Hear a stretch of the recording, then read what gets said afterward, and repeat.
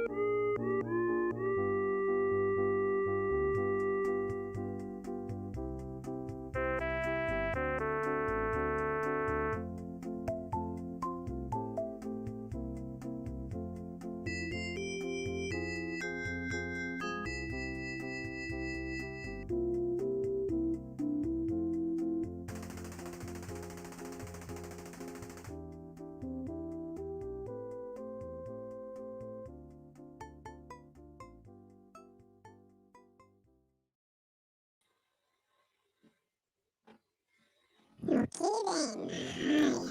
Alright, we're live. Cool, so I asked Stuart if I could do the intro again. I really enjoyed it the other day, it was fucking class. Check this out everyone, I'm in the space station tonight, look at this place. Fucking well cool. So thank you everyone, 50 shows in that fucking good day for everyone. Thank you the viewers and the subscribers, and all the guests and everyone that's collaborated, all that shit. Thank you so much, 50 episodes, that's fucking lovely! Yes! Okay, right. So, tonight, where's my fucking ship gone? Where's my ship gone? Oh, there it is. Hi. So, tonight, we're going to be on, Logans Close, fucking fab band, like the Scottish Beatles, pretty much, man. Like, really good harmonies, amazing guitars. They will be playing Limbic TV on Saturday, I believe, so... yeah, tune in for that on the 27th. We've also had Stuart message me saying last minute guest. Where are we? Where's this? Last minute guest that's been booked as Callum Mason. The guy, he's got a new track out. Callum Mason used to play with a Victorian Trope Conspiracy. Let's go down this planet, this looks nice. Oh, see what's going on down here. Anyway, yeah, so he's going to be on tomorrow night, and if you missed last night, Stu was talking to Andy Smith from the Academy of Music and Sound, we were talking all about the courses, and just having a real laugh about the music and that, so get stuck in. It's going to take ages to get to this planet, fucking hell, right? Well, right, just make up something else as we go. Okay, next week, we're going to be starting a music show, so get one song, an original, a cover song, and a song made famous by Film or TV, and we'll be getting folk to play 15 minutes at a time, play your 3 tracks, get it all done and dusted, get the guitar out the cupboard and dust it off, and just have a good old jam and that, have a bit of a laugh. Right, we're nearly there, I'm going to land and then I'm going to say goodbye. It's been a bit too long, this intro, if I'm quite honest. Whoa! What the fuck's going on? We'll just go in here then. Alright. There it is. Right, without any further ado, I would like to introduce to you Logan's Close,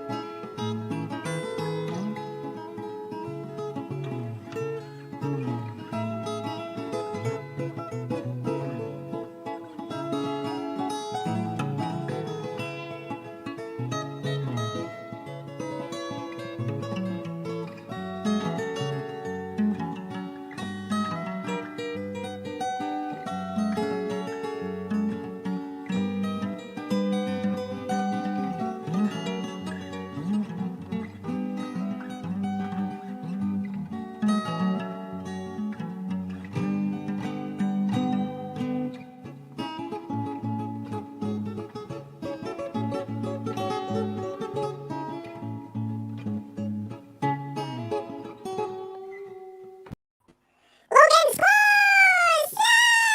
Hey! Whoa. Sorry, that was was- a bit loud. That was a far out intro. Like that was. Thanks. Yeah, I'm hoping to interview my brother in that planet. I couldn't find Planet Smurf. It wasn't there when I went out. I was Oh like, no! where is it? I know where Orbit must have moved away. Like I was hoping to go to Planet Smurf. Anyway, how are you doing, lads? It's good to see you. we're Good, doing mighty alright. fine, I would say. Yeah. Alright. Mighty fine. If you're all watching, send us some comments, noise us up. Oh, my mum's already in. Hiya, mum. Gent. This In the Marah. house. Watched every It's episode, Harry. I believe. Hardcore fan. Come on. All right. No, thanks for coming on tonight, guys. It was I knew you were playing on Saturday, and I was like, oh, I'll try and get in before then. He's pumped to play like in a live setup. Oh Can't yes, wait, man. yes. It's been what, like, I think our last gig was like 13 months ago now. Which is yeah. I mean, loads of people, loads of musicians are in the same boat. Like, but it's not good. You kind of forget all your songs in that. We've had to like practice ridiculously, in our rooms and that, like getting it You all back feeling a bit together again. rusty? Was it like? So, Was it? so rusty. Yeah. Like even like really obvious songs. It's like, wait a minute, how does that go again? You have to like jog it in your mind. But I think we're doing all right. I think we're on track. So It doesn't help that we do like 2-part harmonies all the way through songs. So, like, you have to learn like all the lyrics to songs, and you can't just wing it. Yeah. I mean, Well, you can. I mean, I do like wing it quite a lot of times. Nah, nah, nah. does you want to try it? You were trying like a harmony in the green room before. we were. Oh, we didn't know that you were watching. I know, Fucking but it shy. sounded really good. Like, Do you want to just I attempt could to try. I'll random- try the third part. I don't Let's know. Yeah. let's I'm not not even trained. go. We'll do it. No. We'll all go on 4. So we'll do 1, 2, 3, and then go, and we'll all just go for a harmony and see what Yeah. happens. A random note, whatever note. Yeah. Are we doing like an ah, or are we doing an oo, or I'm gonna go for an oo. let's oo? Oh, 3 O's, I wanted to go but let's go. Well, we ooh. can- or ooh Yeah. ah, maybe Okay. ooh ah. No, just one. But let's see if we Alright, can just so get the ooh. flat. Stay oo. All right. Okay. Okay. Who's counting in? 1, 2, 3.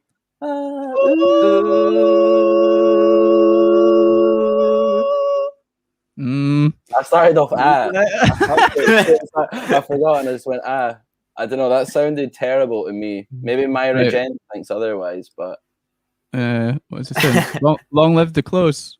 I'll take that as a yes. How about right? You start, Scott. You start the note, and then Carl, you come to the second one. Okay, and, right. and I'll try and find something.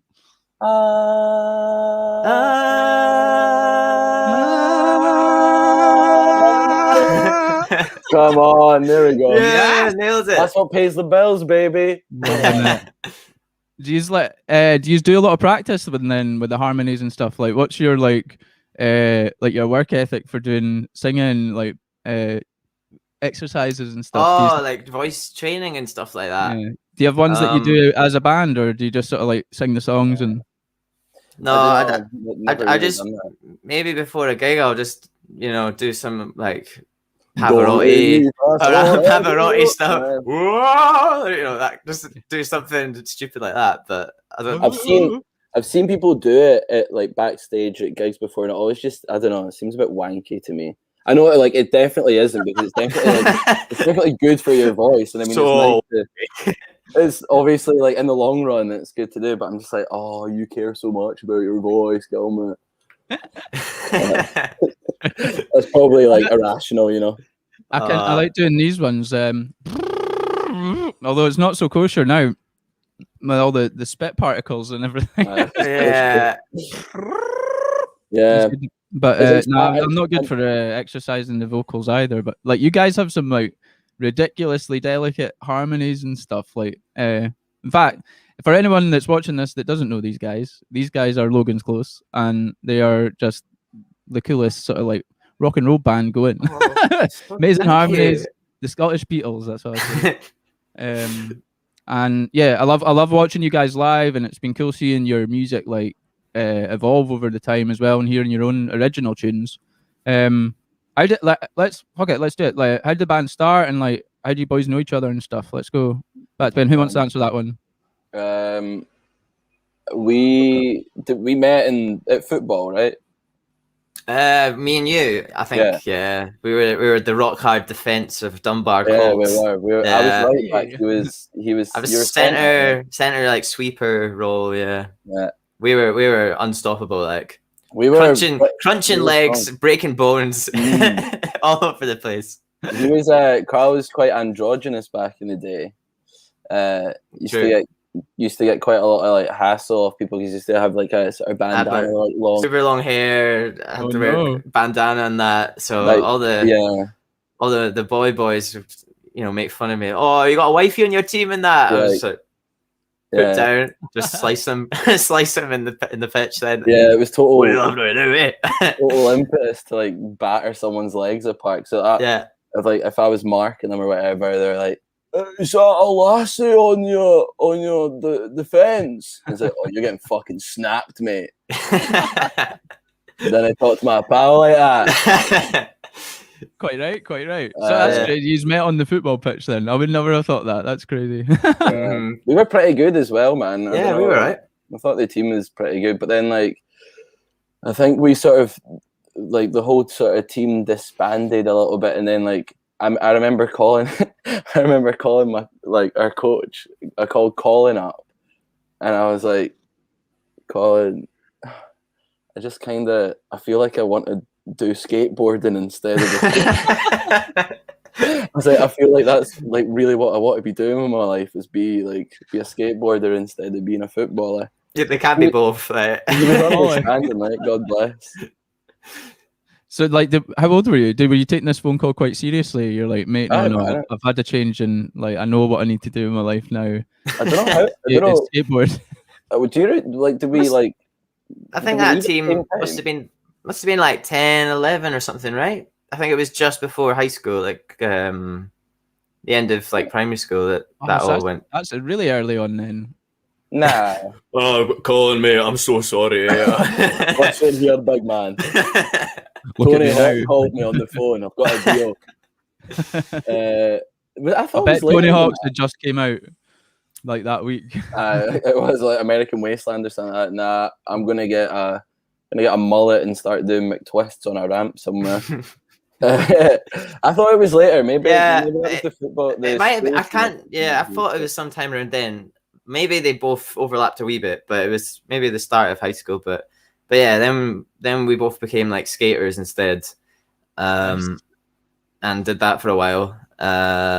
When did? Because we were in a music class together as well, so we kind of. We were in like, was our P classes the same, right? So right. The CDT practical and all stuff, yeah. So I think we both bonded over Tenacious D quite a lot. So they became a kind of like an idol of ours back then.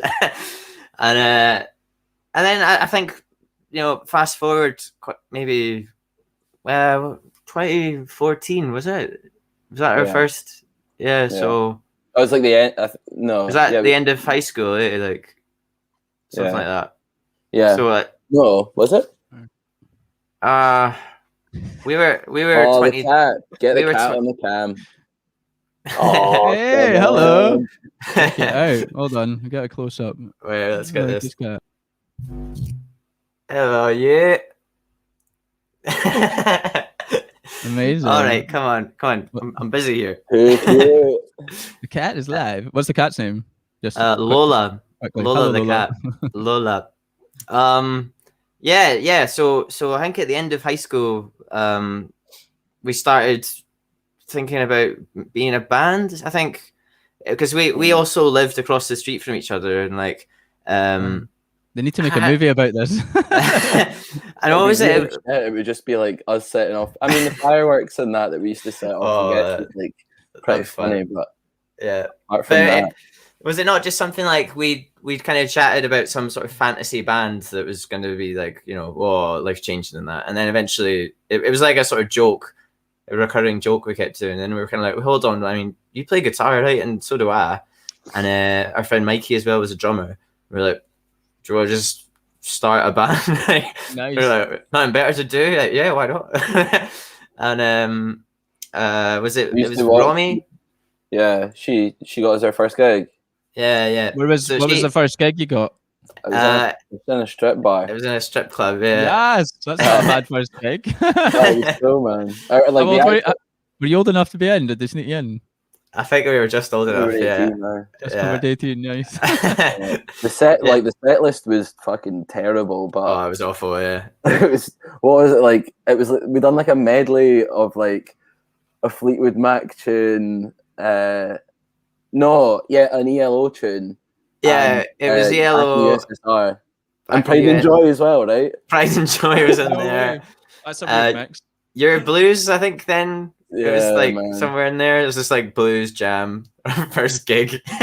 Oh, we're gonna do a blues jam. I think that's written on many a first set list. Yeah. Jam. Jam for X amount of time. Jam and 10 minutes. Yeah. A to G. But that was like that gig we met Black Cat Bone. That was like our Mhm. first gig and the first time we okay. met those guys, which was Nice. Is that Ross and Johnny?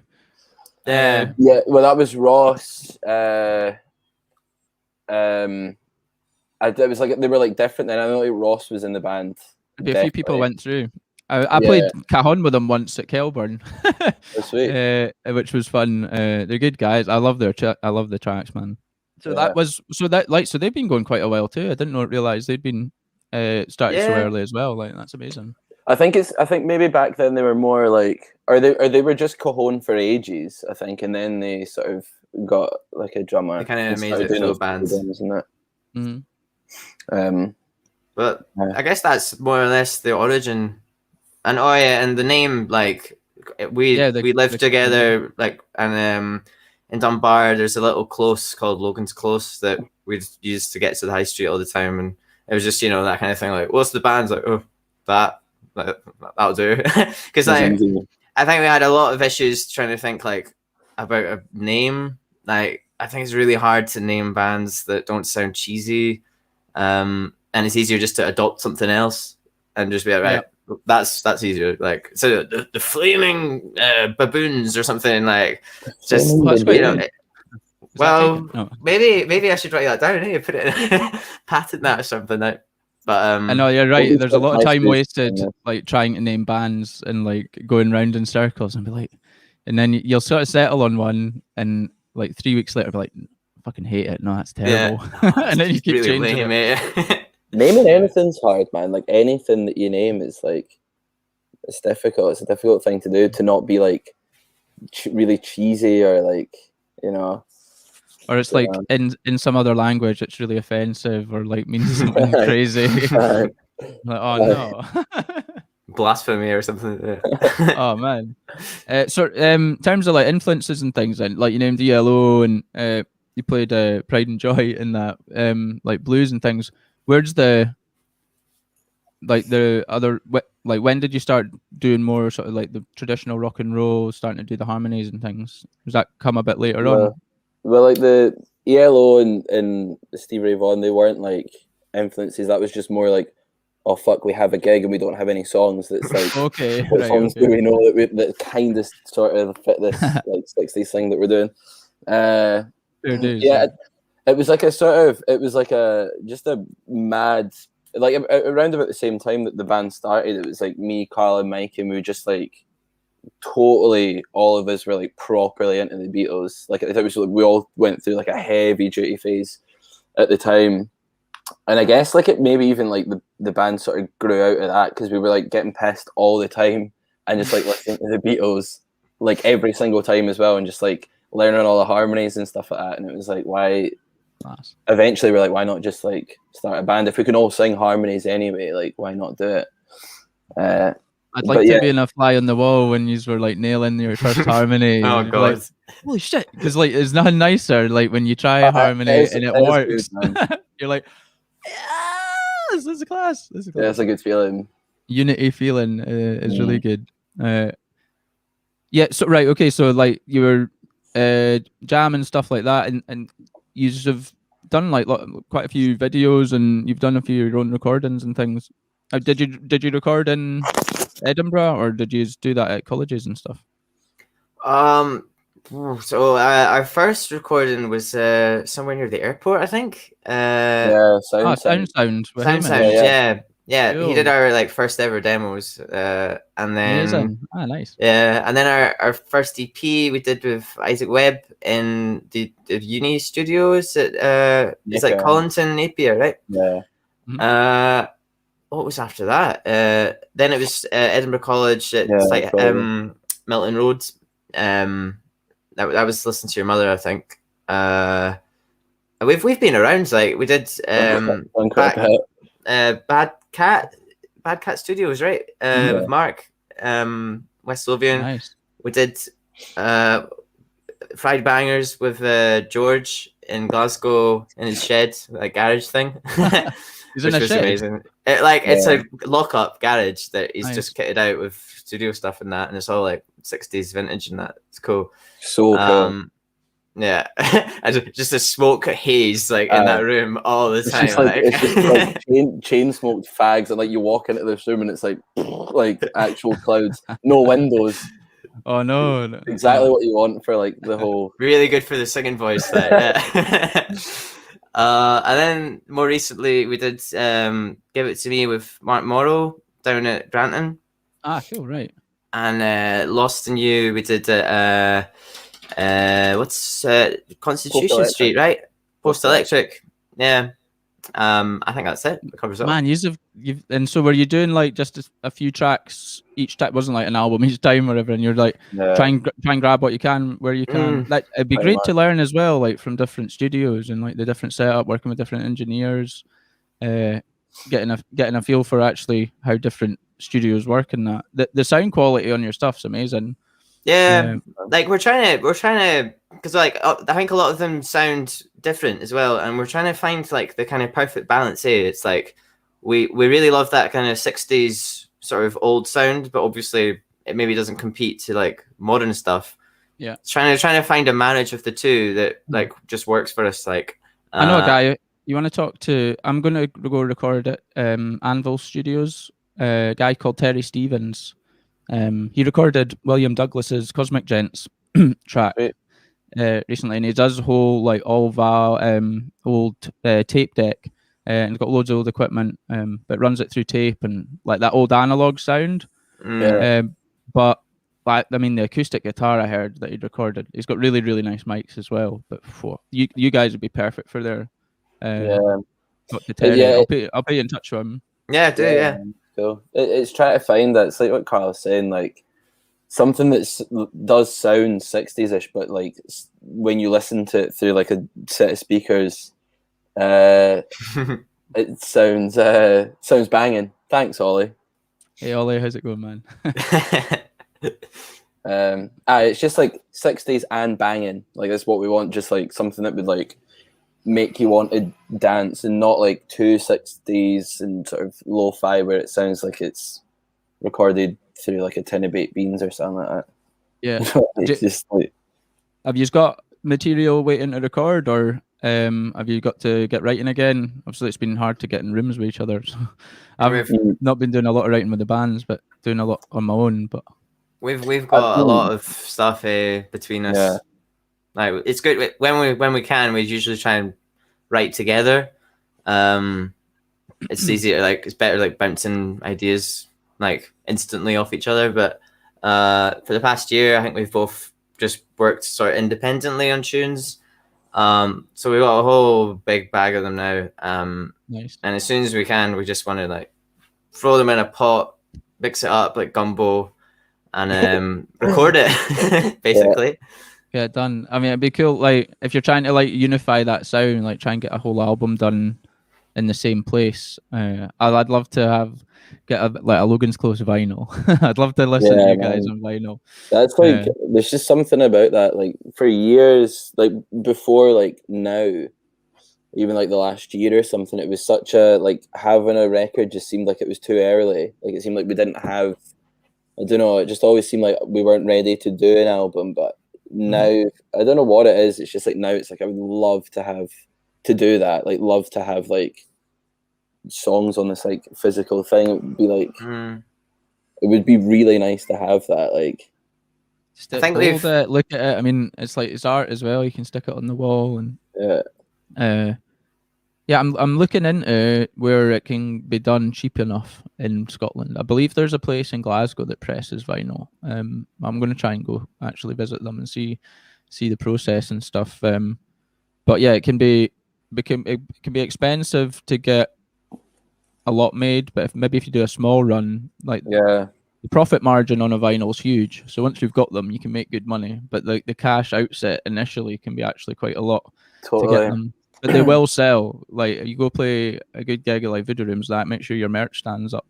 The vinyl just flies off. I've seen it happen with many bands that have played, and they make way more on probably their vinyl than the gig tickets and or any other merch they're selling. Like it's an area that we need to improve on is merch. Like we're absolutely fucking shocking at it. Like you're so bad at it. Like don't put enough effort. Just don't really care that much either. It's like we love making cash off stuff like that, but it's like hey mate, I've been there, man. Like I think every gig we've ever done, like we've maybe brought the CDs in like a plastic bag or something, like ready to dish out at the end, but we all just like retreat to the green room and like forget about that, and then everyone is like, "Where's the guy?" He's like, "Well, I want to buy some stuff," and we're just nowhere to be seen, or like we've walked out the front having a fag or something. Like, like get on with it. It's such a good part of like the gig experience. I think like we've had time to think about all that, and I think maybe we'll sort of have more of that in place when we can play again. I think everyone's merch game will have stepped up considerably with all this reflection time. Yeah, I think all bands are bad at it naturally. It's like that because when you finish the gig and you're fucking knackered and you're like, oh, okay. That's why it's good to maybe have a merch stand with someone manning it and like just hire someone beforehand to be like, you're dealing with this and take X%. That's another thing we're bad at is like just hiring people to do like the door. We'll always do the door at our gigs, which like. I kind of like at the early stages kind of liked it because you get to like sort of mingle with people and that before the gig. But the last one we played, I was like, much rather just be like sitting drinking beers and then just like arrive on the stage, or like even just not have to do the door, like just being that involved in it. It's like, come on. Yeah, I think it'd be quite like a novelty. It's like for the fans to like be greeted by the band and that on the way in. I think at that last gig it was. I think at that last gig it was like that, like because I spent a lot of time on the door there, and people were coming along with their tickets and just being like double take, like you're in the band, right? Like yeah. You're going to go over there, like, yeah.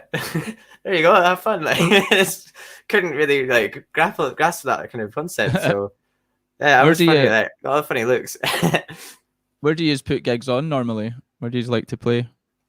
The ones that we usually put on in Edinburgh, like Voodoo Rooms and the Caves, are like Sneaky Pete's. Yep. That's really it. Like for ones that we put on ourselves, like their DIY shows, like it's those three venues really. We've not done it anywhere else, have we? In Edinburgh that we've organised. I mean, in Edinburgh, like there was that Dunbar one at Christmas. But yeah, you're right. There's those three are like the ones we've done. I think we thought about playing like booking out like the Bell Angel before, or maybe like Oh yeah, I we mean- had that booked for Yeah, January. they got cancelled. Yeah. So that's- Um, it's a big place that, but like I mean, you guys will fill that up. You can who was it? It was Sinead Ferguson. She used to put gigs on there, and she would do like dance like DJs, and then put a band on in between the DJs. yeah, I think we did one of those. We played one of The them. Midnight Hour, I think Yeah. it was. That's Yeah. it. Yeah, well done. Fucking great night. I played with Triptych one night, and man, that place is amazing when it's like full and busy. Like the place goes off. Yeah. We did one with the Blue Swatter there, with Yeah. Melissa Kelly as well. That was good. That was cool. That was quality. And I've been to gigs there as well, like that have been like full, and it is like a cool venue. It's just, it seems a bit daunting, like with ticket sales. You know, like, it seems like quite a big jump for us. It's like 600 capacity or something, which is like, It's pretty scary when you're in the hole, especially if you're like. I mean, I've had moments when I've been a grand or so in my pocket for a gig and like not knowing if the tickets are going to sell and that. Obviously, you put loads of effort in at that point, and you're like, fuck, yeah, totally. yeah, let's do this. But I mean, I think when you come back, I think there's going to be such a hunger for it. Like, if you're going to pull it off, it'll be like do it quite soon on the return as soon as it's safe, and you also fill that place, no bother. Stick another couple.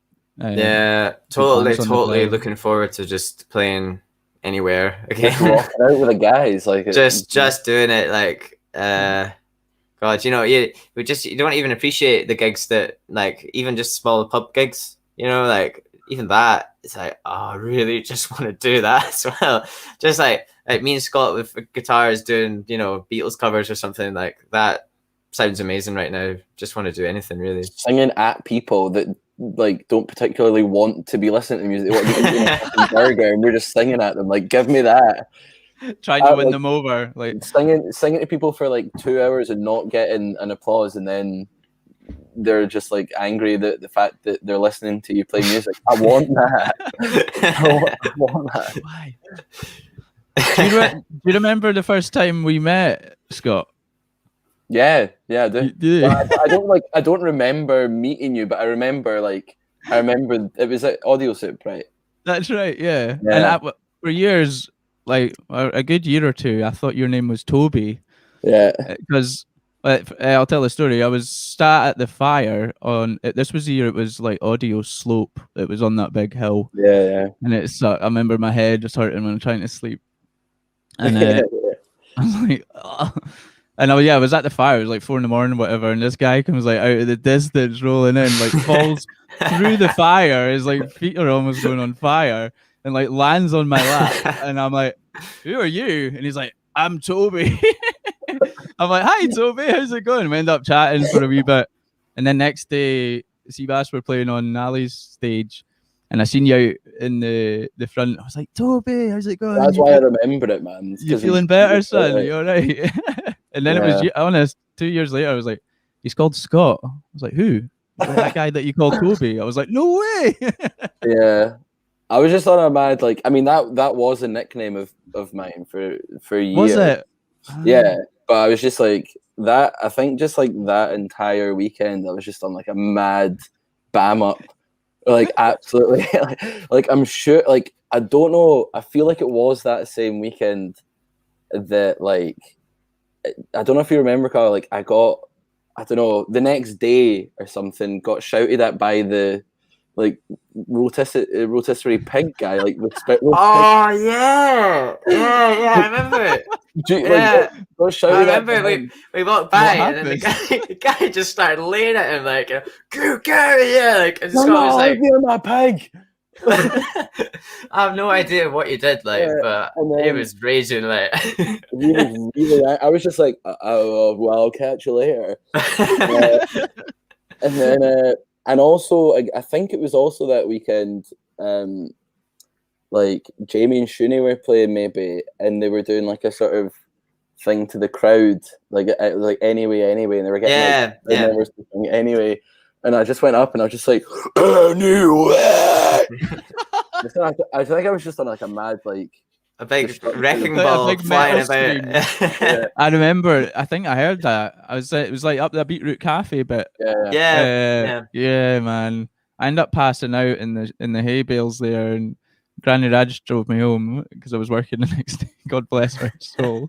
Saved my bacon. How many times has Granny Raj saved your lives? Well, she gave us Been that there. strip club gig, so Was it? that Of course. was a pretty good thing of her. Like. Is it, Yeah, she's helped us out no end. Like, she's a total legend. yeah, I met her early on, like through Phil. It was Phil who introduced me to Granny Raj at.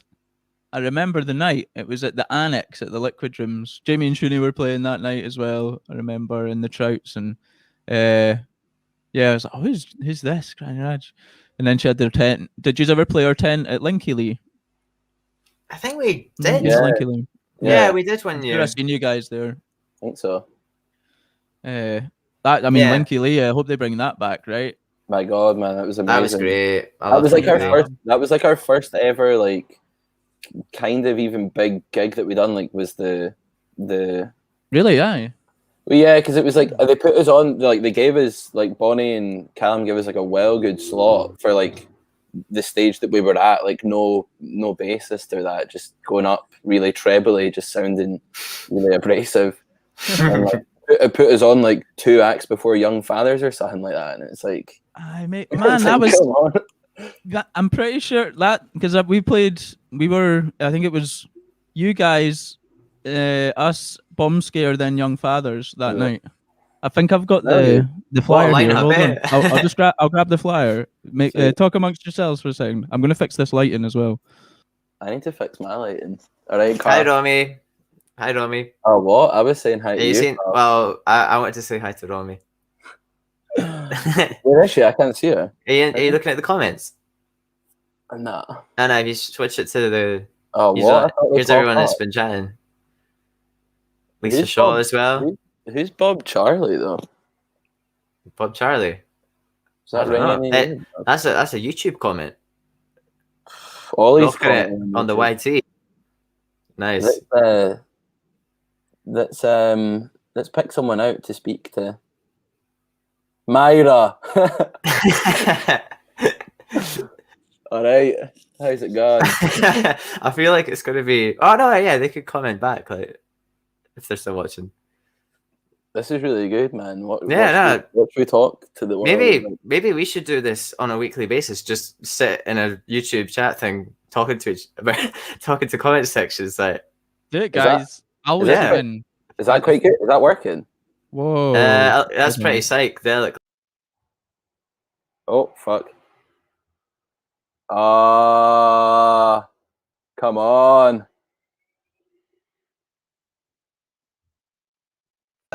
That's what I see in my nightmares every night. I'll leave you for 1 minute, and the place has turned into a kaleidoscope. I can't find it. It's not there. Fuck knows where to put it. But yeah, it was Young Fathers. That was an incredible show. Like, fuck. Yeah. I remember the lights and just their presence on stage Yeah. was just like intense. I hadn't even heard of them Like- before. That was like the first time that I'd even experienced them or like knew of them. That's Unbelievable. lighting. You can see me better now. That's better. Yeah. Good. Nice lighting. That's all the way. I wanted to ask you were saying before, like, you do a bit of songwriting on your own. Like, I guess I ask you individually, like, how do you go about like writing a tune? Do you have like something like you do every time, or do you do like different ways, or stream of consciousness sometimes? How do you go about it, Scott? So I have like my notes in my phone. I feel like a lot of people do it as well. Like my notes in my phone are just like filled with shite, just like things that will like come into my head that I'm like, this will be used at some point, you know.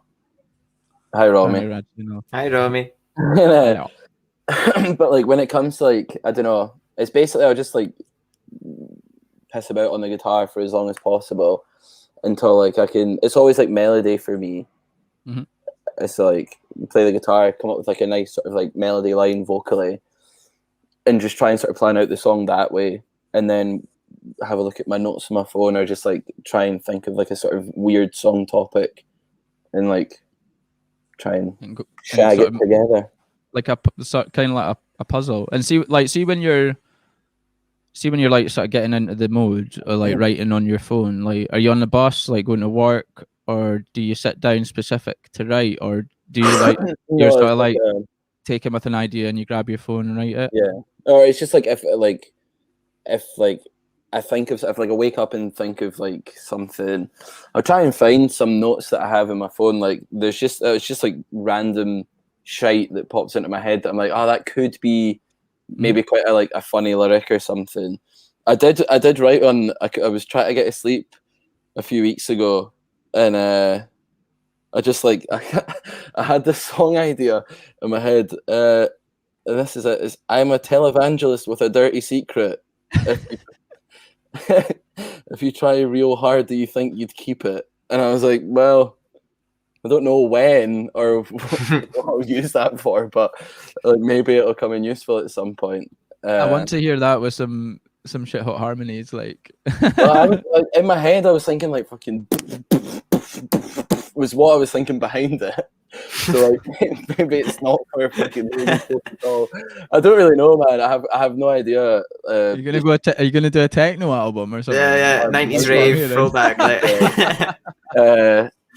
But yeah, I don't know. I've been having a lot of fun since the start of lockdown. I've like started using GarageBand, which I'd never done before. I just used to like record stuff onto my voice memos on my phone.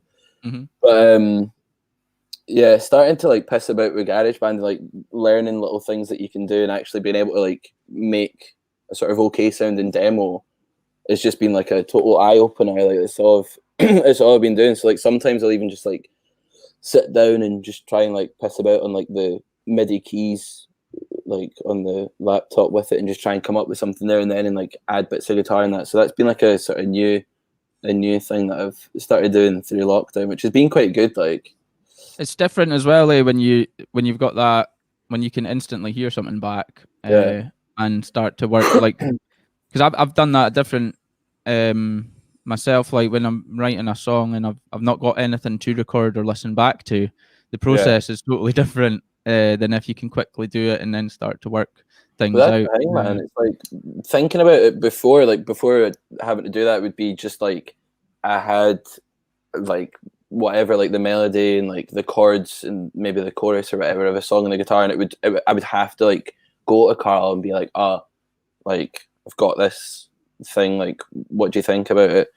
But like, and now like being able to just have it all in like one place and like piss about, sit for ages trying to get like different harmonies and stuff, it's amazing. Like I love it so much. It's been a total blessing, game changer. What about you, Carl? Then, like, how do you approach your songwriting? Like guitar and then maybe lyrics as well. Like, how do you... like typically it would probably start with some sort of guitar lick or riff, or I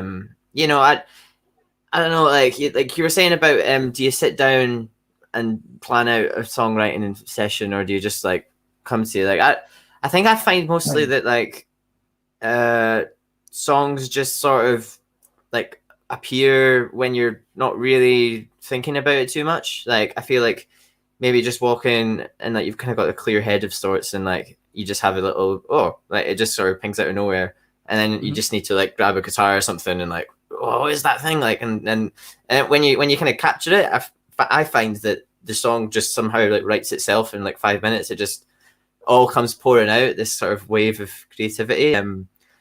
I think that's usually how it goes with the music anyway. And then lyrics I think it takes me longer with lyrics because I think I'm more just on the musical stuff, and then trying to think of the lyrical idea is a separate thing that I'd need to like have the same kind of like, oh, that's a topic, and then it suddenly just comes out. But I've also tried to like a friend of mine, Alex Pipaza, he was telling me about Hans Zimmer, and like when he's gonna write a score or something for a film, he'll often just like sit on his hands for like 15 minutes, like sitting at the piano, but like sit on his hands and just try and think of the song first. Because like if he starts playing, he'll kind of do the same old licks and the same old kind of chord progressions, and it's better for him to like just not allow himself to like fall into those traps and try and like That's cool. kind of like think of it first and then play it. So yeah, trying to kind of like limit yourself in some ways. Like I think a newer tune of ours, I wrote like the lyrics first with zero rhythm or zero kind of chordal like a thing at all. Just a big splurge of words, and then worked backwards. Like, right, now I need to make that arranged and make it into sort of lines and stuff, and it came out kind of cool. Like, so I don't know, I'm trying to challenge maybe conventional things to see how it comes out to be more original, I guess. I don't know. Yeah, that's sort of like taking that sort of idea of what Hans Zimmer did, but like, you know, trying to get out your own sort of habits and tropes. I appreciate that. Like, it's something I appreciated that. It's a cool idea. Maybe like just sit in silence when you have an idea for a bit before you pick up and go into that riff that you just do every straight time into you the pentatonic. Bam, bam, bam, bam, diddly-doo-doo. What do you do, Stu? I'm definitely guilty of that. Like, I do loads of different stuff. Like, I was talking to Andy Smith last night for Academy Music and Sound, and like when the reason I went back to college, was a bit older, was to learn more songwriting and guitar chord structures. Callum from the Banana Sessions was doing the songwriting course at the time, the module, and he was just amazing, absolutely amazing to learn off. And so at that point, I was like trying out like where guitar work was done, I was learning more chords and progressions and things. But it was really more when it came to the lyrics was stream of consciousness that I was enjoying, and getting better at, and then also like totally like just fucking close it, like you're saying, like give yourself a limit. So I'd be like, you could pick 2 random words like space tiger, and then that would be the inspiration for the whole song. And like when I would give myself a total narrow focus, I found I would very, very creative. So I got into just trying loads of different things. So I have no one way I do things now. But kind of like what you're saying, Carl, is like when I have an idea, it can sort of like fall out and you build a bit of momentum once you get started. And I find things finish quite quickly. Yeah. I can never do the lyrics that way, like the way that you were talking, Carl. It never, like I can, songs happen like that. They can just happen like on flow, but like it's never like the lyrics like flow out easily enough. Like it's always like you'll have like maybe like have the song ready, and then like I'll have to spend ages thinking about like lyrics, or like if I don't, then it's like do maybe like a stream of consciousness, but then like heavily edit it so that it's actually like kind of interesting and not just like sounds like some crazy beat poetry. The jazz cat clouds were in the sky. Yeah, no, I know what you mean. I like to do that, the stream of consciousness, and then like if you do it for long, and it's actually like a muscle too, you get better at it, which I didn't think would happen. Like you start actually rhyming and things within it when you do it every if you focus on doing it like an hour every day. But then within that, like 100 lines of absolute shit, there's like one little gem of you're like, that's really good, that's a cool idea, and then you can write a song from that. It's inspiring enough to then go away and write a whole new song. So yeah, you just need to be able to like you say, Scott, heavily edit it and go through and just be like, I know most of this is pretty chaffy, but there's going to be a wee gold nugget in here somewhere. You know, well, I was saying this to Ollie the other day, my flatmate, who's also the bassist in Logans. Flatmate first. Yeah, I was. I think it's like you two have got, because I'm studying music business currently, and Nice. Learning about like publishers is what I was doing recently, and found out that you two have got will.i.am to do some of their lyrics for their latest album. And there's like an interview with will.i.am where he's like, people don't care about lyrics at all. Like people just want the noise of the line. Like they want the melody and they want like a nice beat behind it. Like no one cares about lyrics. I'm like, why would you ever get this fucking guy to come and co-write your album? A guy who says that he doesn't care about lyrics at all. Well, that makes sense given some of his more recent songs.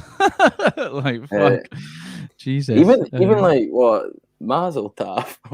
That man, that's just when I hear that, it does something to my soul, like deep Oh, down. It fucking makes me hate- want to like hate that pull tune. my ears out of my head. Like, oh man. What's it? What tune is that? That's I got a feeling. Like if there was ever a Sounds like song, like you know how it kind of feels like we're in a dystopian future every day anyway.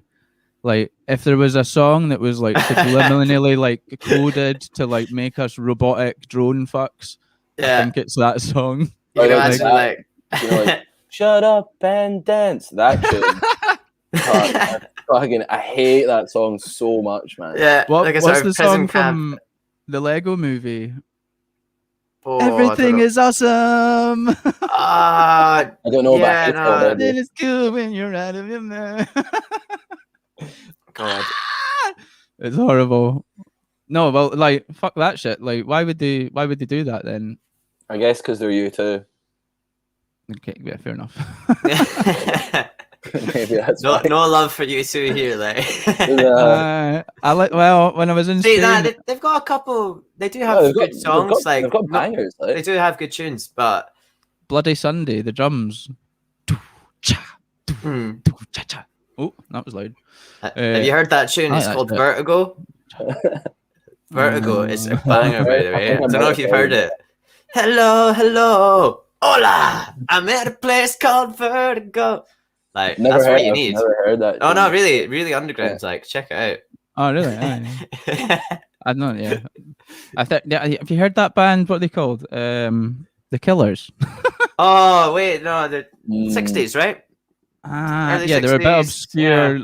Like the lead singer was like, yeah, had a Mohican. I don't know. There was a huge controversy about whether he was a human or a dancer, right? I think so, but it turned out he was Yeah. actually a pigeon. Cool. Results are in. I'm actually a pigeon. Yes. What's your actual influences then? Like, what are like your like top Bands. top bands? Like top 3, top 5? Like you don't need in no particular order, but like who gets your juices going every time without fail? Well, personally or like the band? You personally. Let's go Carl first this time. So yeah, I mean, there's the sort of the 60s classics like the Kinks, the Animals, the Beatles, the Stones, you know, that whole list. I also have a soft spot for the kind of 60s blues scene with like Eric Clapton and Peter Green and all that. So like Fleetwood Mac live in Boston with Peter Green and all that, like that's an album I can just, you know, over and over again. Live in Boston. Yeah, the Boston Blues, I think, or something. But like the jam, there's like 20-minute blues jams and that. Like that's what I'm into. So yeah, I'm into that kind of shit. And so when you put that on, like, and does that inspire guitar playing, or like, do you have certain stuff for that inspire like, cause if I listen to Prodigy or something like that, that weirdly inspires guitar playing in me. But then if I listen to Bob Dylan, say, I'm like thinking about lyrics for sure. Yeah, you're right. I think his playing is very is very like it gives you a certain flavor maybe in terms of what you want to do. And yeah, you're right. Like Bob Dylan is very like lyrical, and you start thinking in that way. I think you know, often like musicians are quite good at being like a sponge sort of. And sorry. Hello, Lola. Wanting to get in on this chat.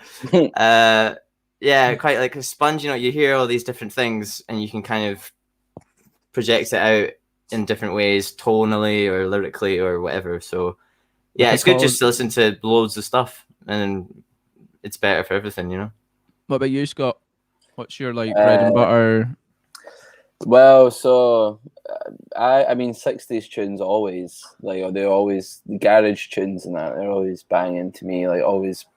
But like I've always said that like one of the number one influences for me musically is like Biggie Smalls. I like just like, you know, like just really fucking gaudy rap, like boom bap gaudy rap. Like this is what I wanted to hear. This is cool. Is This this is- you're not trolling me here? You mean this? no, seriously. Like it's everything about Biggie. I love him so much. Like he's my guy. Remember, we used to walk to school and like Scott would have one headphone in playing like Hypnotize or something, and he would just like do all the verses all the way down like the road to Dunbar High School. like, Mate, like, do you like? Do I'm you, well- do you I've secretly got want to be a rapper, Scott?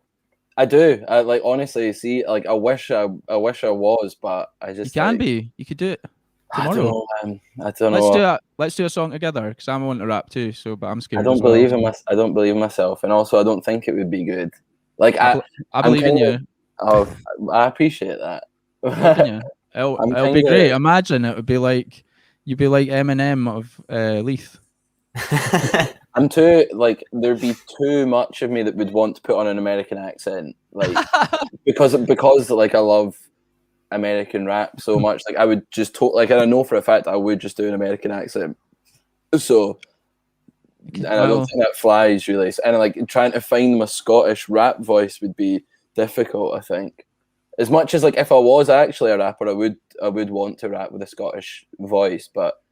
Yeah, I couldn't see it as a career move for me. Like, it's funny that the whole accent thing, I used to sing American, but I think it's because we basically try and like from a young age we were just trying to imitate our idols, and that's all you can do initially. And then I remember trying to shake it off. Like if you listen to some of my music, you can hear over the years it slowly fading out. As I wanted to be more traditional in my voice and stuff. But I mean, I'm sure you could work on it, man. Like, you could do it. You could fucking do it.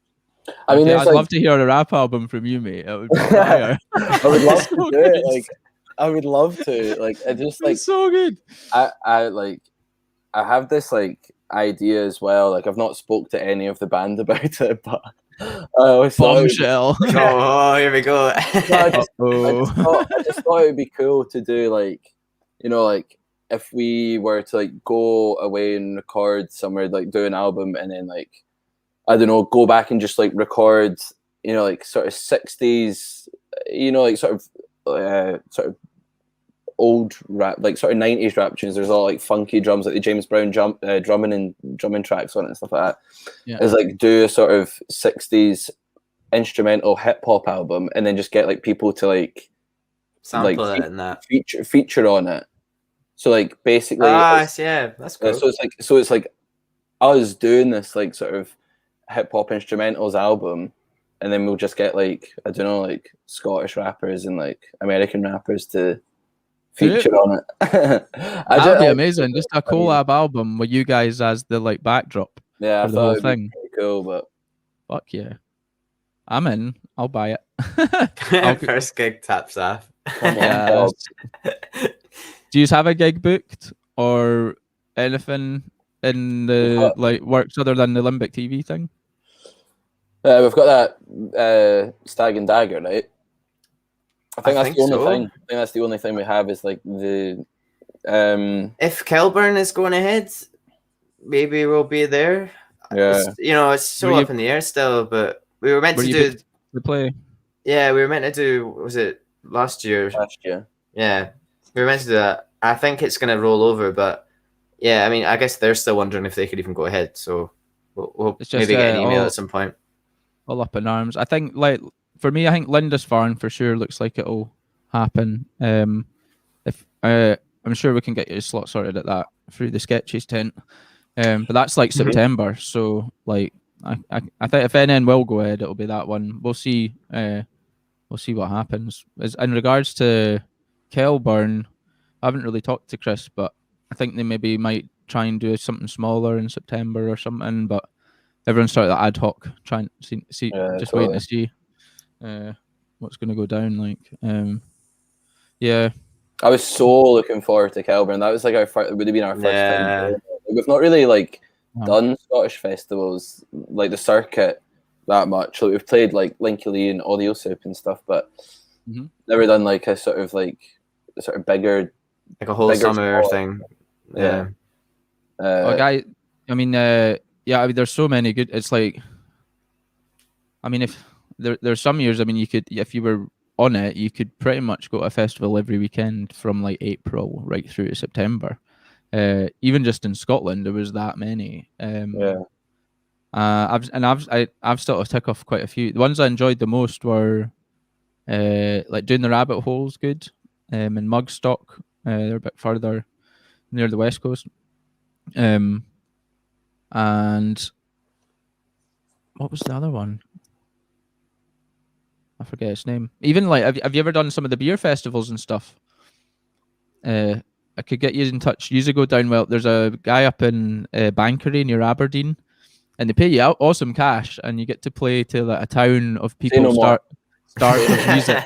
It's like coming into Galashiels but in Aberdeen, and they've not heard music for years, and they're just drinking beer all day, and that's a great fun gig. You just go down well good there. I'm down. Yeah, ticking all the boxes there. Cash, beer. Pretty much. Have you guys got like a plan for where you'd like to get to, or like any lofty like, we want to tour America, or we want to go tour China, or something like, or are you just going with the flow? I mean, we'd love to do all of that. You know, like, I just kind of thought, who is Bob Charlie? Do you know them? You know, it's Tobes. I don't know. I hardly know any of these people that are talking. These are your peoples, I think. Welcome to Whistling in the Dark, Bob. And who's this? Dana says y'all's suck. Oh, Dana. Yeah, Dana.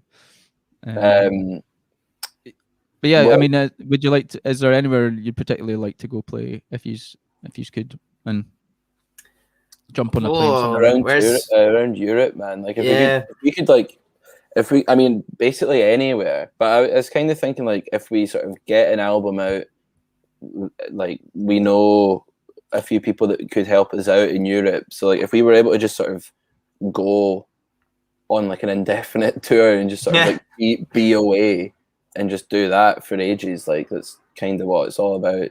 There's a really like interconnected sort of 60s garage appreciation scene across Europe, like that we kind of stumbled into, and it's amazing. And like I think the gigs in Germany that we played as part of it's a Mod Weekender thing or Beat Invasion, and like met so many people that were just like loving it. And you know, when he was coming back and that, we were like, oh my god, it's like we have to come back. Like this is amazing. Like everyone like dolled up in like 60s shirts and like everything. Awesome. Like vinyl DJs after every band in that, like it was quality. When did you go to Germany? When did you do that? 2019, right? Yeah. Was it? I think were they both in the same year? Yeah. There was the Hamburg gig and the Cologne gig in April 2019, I think, or May. April. And then the rest, like that led to the Germany and Italy gigs in August. Yeah, during the Fringe. So did you get booked to play the other countries from the Germany gigs? More or less. Like we call it contacts that we made. Well, wait, it was we bumped into Morgan Maugeri from a Sicilian psychedelic 60s style band. I bumped into him in Hamburg and was chatting to him, and he was like being amazing and doing like, oh, I'm gonna get you to Sicily, like I'm gonna get you down there. And you know, you kind of maybe take that kind of chat on a sort of certain level, like but is that gonna happen? But then he got in touch with us a few weeks later, like, guys, I'm setting this up for you.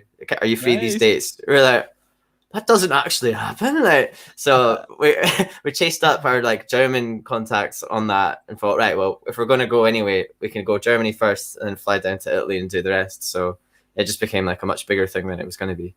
That's awesome. I think that's the key though, is like being adaptable and not being set in like this is how it's going to be, or like we're going to go in for this set amount of time. Like you're saying, Scott, like just going all in and being like, right, this is what we're doing for the foreseeable. Let's see what happens. Like all the best stories I hear are like non-planned, random events that have come from maybe going to do one thing, but as you say, things come from Totally. once you're playing live and somewhere else, like all the cards are on the table. Like anything can happen. You know, you can literally end up anywhere. Yeah. That's the thing, man. It's like if we could do that, if we could just sort of be, or like as a musician, it seems like that would be like being on tour indefinitely and just being like a sort of guy on the road who's like, you're just playing in a band indefinitely and getting paid and being able to live while you like travel around the world doing that. It's like, it's kind of like the sort of best scenario. It's totally possible. I mean, I don't know if you saw, I had a guy on the show before Christmas called Billy Rowan. His stage name's the Undercover Hippie, and he's got like, it's just an hour long podcast, that one, but it's like packed full of information. If you want to hear from a guy that like has the most crazy work ethic and like has literally made money from his own music for well over a decade, touring the world, doing exactly as you're just saying. I remember just kind of being in awe interviewing him and just being like, wow. Like, he went off to Thailand, like, and the Undercover Hippie came because he had long hair, but you're not really supposed to have long hair in Singapore or something where he'd landed. And so like he was undercover, but then he describes, like, remember he said he just started burning his own CDs and he started to like sell them after each gig he did, and then he was like moved on to this place, and then slowly but surely nowadays he's got like 12 session musicians and he puts his band together based on what gigs and stuff he does. But you look at his roster and it's just hundreds of gigs every year, every festival you could even mention is going to be, and that, I mean, and even then, like, he's a workhorse, right? But you know, it's tough going, you know, and you need to be on the road a lot, and like, but you look at his Spotify plays, it's like over 1 million plays, and like that comes from just doing, like, he's not getting played on Radio 1 or anything. That's from hard work doing the circuits, going around the festivals every year. But you know what? 1 million folk listen to his fucking tracks. Yeah, you know, incredible. amazing, really amazing. I'd recommend that if he's wanting inspired for touring, go listen to that one, Undercover Hippie. Like, I'm sure like you must have played like the Voodoo Rooms or something. I'm sure I've seen like maybe his sticker on the wall or like his. I used to put him on at the Voodoo Rooms. Like, I booked all his gigs in Edinburgh for like 4 years, and put the micro band on with him, and Einstein supported him 1 year. Sweet. If he comes up again, I'll get you on him. I want to try and get him into Mac Arts here in Gala. You guys, have you played Mac Arts yet? No? Oh, right, we'll get you a gig there too. Are you in Gala Shields? Yeah, I'm down in Gala again. I left to say. down in the country, just chilling with the cows and the horses. Do you have a rabbit? Yeah, I've got a rabbit and a guinea pig, 2 guinea pigs and a budgie. What? Yeah, mate. And a budgie. The rabbit's away in. Well, I could open the door. She'll probably come through. Do you want to see the budgie though? I could go get the budgie if you want to see the budgie. I want to see right. a budgie. Well, what I'll do, let's play a track from your YouTube. I've got it up here. I'll let you choose which one. I'll go get the budgie. I'll grab a coffee. It's not a euphemism or anything. Where am I? Logan's close. Here we are. So yeah, peoples, this is the Logan's Close YouTube. Go subscribe. Loads of tunes. What one would you like me to play? Fantastic Man. Fantastic Man. Nice. That was our lockdown effort. Okay. Do that. It's a beauty. Okay, right. I'll pull us out the chat. Then I'll play this, and we'll catch everybody in a few minutes.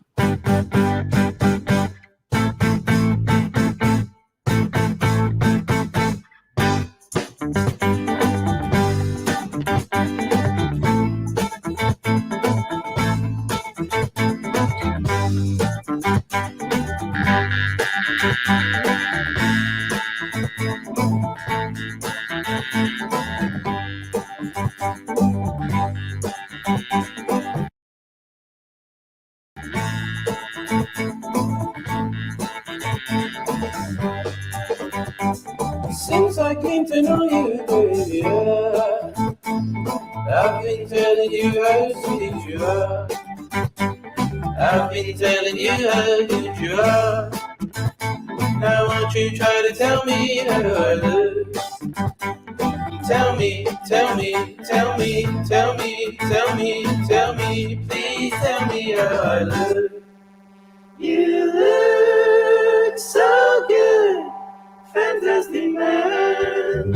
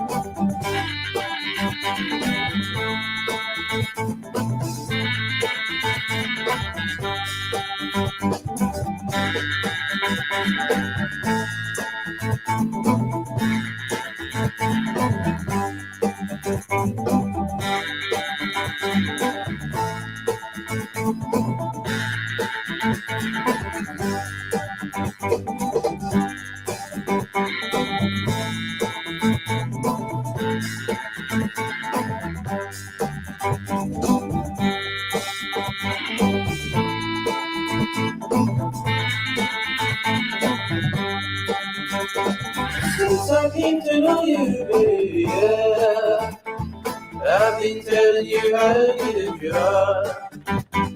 I've been telling you how sweet you are. I've been telling you how lovely you are. I've been telling you how nice you are. Now won't you try to tell me how I look? Look at me, my baby, look at me. Look at me, my girl, look at me. I want you to try to tell me how you feel about me, babe. I want you to try to tell me how I look. Tell me, tell me, tell me, tell me, tell me, tell me, please tell me how I look. You look so good, fantastic man.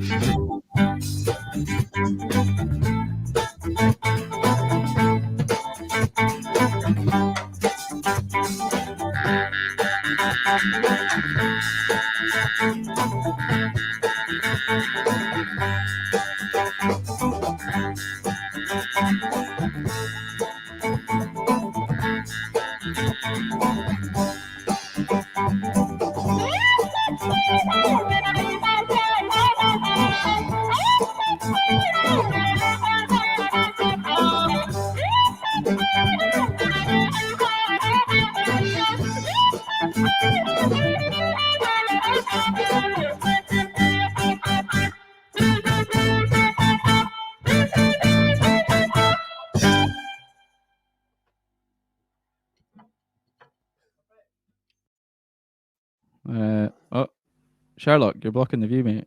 What are you doing? That's a class shit. Sherlock, get off there, mate. What are you doing? Get off there. Sherlock the budget. He is. It says, I'll put him in here. Hold on. Sherlock's pretty cute. Do budgies chat? What am I getting confused? They do a bit. Oh, I'm getting Quantic Soul Orchestra. There we go. You want to say something? Hello? You want to say hello? Hello? Hello? He's being quiet tonight. He does speak a lot. Like, when he doesn't spit any words or anything, but like when I leave the radio on in the kitchen for him, and like old school like 1920s jazz, bit of Glenn Miller, like he's like like in the afternoon when the sun comes out, he gets well fucking. And I put him right next to the window, and I put loads of budgie food out on the windowsill, so all the crows and pigeons come in. And when they come in, he's like, what's that? Like, what's this? That's a massive bird. He's huge. It's class. Yeah. Oh, the rabbit's in too. Do you want to meet her? Might as well. Therefore. Starbuck, please don't eat my cables. Oh, don't eat my cables. Right, Oh, yeah. Come good on. jump, buddy. Right. Rabbit. Oh. Do you have like... Oh, no. Yes.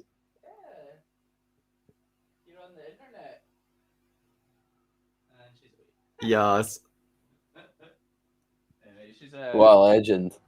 She's a beast. She keeps me right. Whoa. Oh, yeah.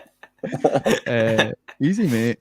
Hold on, I'll put you up on your perch. Are you happy there, mate? I'll leave you there if you want. That's fine. He's got attitude though. I inherited this guy. It was a friend of mine's granddad's, like, to sort of keep him company, and then he passed away, and then went to someone else, and they didn't want him, and I was like, oh, well, he's like 10 years old, and he lived with a smoker as well. So like, I don't know how he's still living. He's just got undeniable life inside him. And so now he's living his best life in Galashiels with the pigeons and the crows. That's what you need, like. Right. I'll put him up on his thing, and we can chat away a bit. Are you still good to chat for a wee bit? I forgot to check with you beforehand. Fire ahead, like. That's just what you need to. I'll be flagging by like 9:30 or 10 or whatever. I don't even know what time it is, but like I've started. Let's do a wee bit longer. We'll play another track or two on your YouTube, and then we can wrap it up. Right, Sherlock, here, come bud. Say goodbye. Goodbye. Bye, Sherlock. Bye. All right, Carl. Oh, it's us again. didn't think I'd see you here. What about the news though? Eh? What about that budgie? That was quite good. Oh, the rabbit as well. Maybe we should start a sort of animal show where we just talk about animals and present them. That could be our sort of side hobby thing. That one's good. That one's good. That one. Years on that. Just go through like YouTube videos of like cats and capybaras and all the cute animals. Went through a bit of a rabbit hole the other day of like just talking or like swearing birds.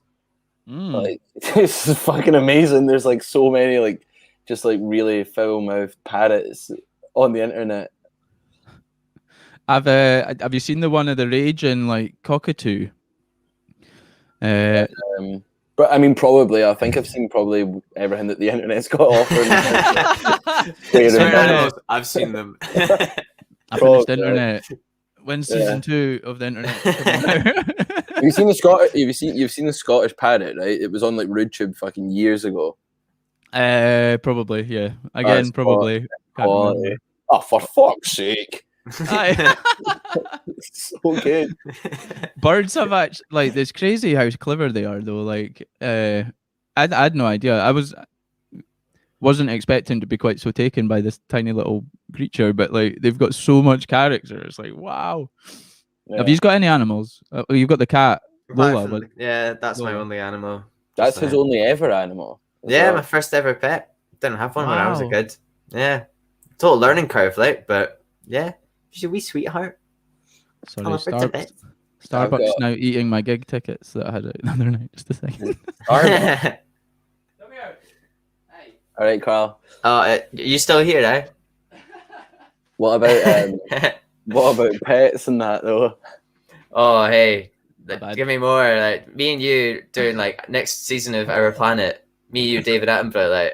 Like. What about pets, Dave? Oh, in fact, one of the coolest ones that I saw with birds. I mean, you've seen it. It was like a David Attenborough one with I can't remember what it's called. What the birds are called. The one that like mimics the trains. Yeah, and it mimics like the shutter on like a camera when like someone takes a picture.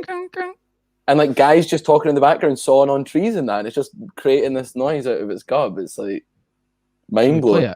Should we play it? Defo. It's a good watch, like. Oh, it's a really good watch. Take that bird, place some Logans close, just fly it across the world, and it can repeat our stuff for free. You know, brand new, like cool. Literal streaming. Like, it's when in Japan or China, they bring their songbirds down to like the chess bit in the town so that they can learn songs from the other birds. So you like take your bird down to learn a new song like on iTunes or whatever, like download now. Here we go. Oh mate, it's David. Oh Dave. Oh, there he is. Is he green screened in? Is he that camera? No, he's actually there. What? Yeah. No, but he's got no torso. He's just a head. No, David Attenborough lives in the wild. Did you know that? He clears a space in the forest to serve Oh, as there's his that concert voice. platform. Oh, smooth as butter. Oh, Hello.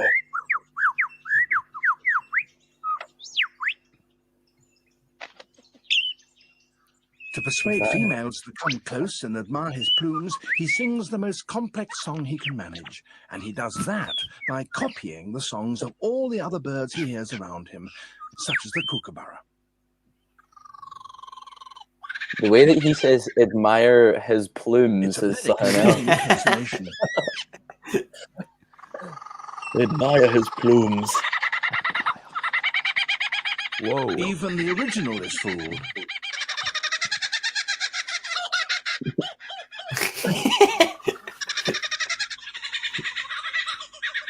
He Oh, can a bit of imitate the crossbreeding. calls of at least 20 different species. He also, in his attempt to outsing his rivals, incorporates other sounds that he hears Here in we the go. forest. Give us it. Whoa! That was a camera shutter.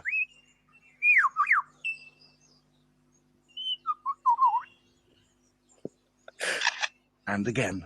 That's what you want. And now a camera with a motor drive. That's crazy. Really? And that's a car alarm. That one's not as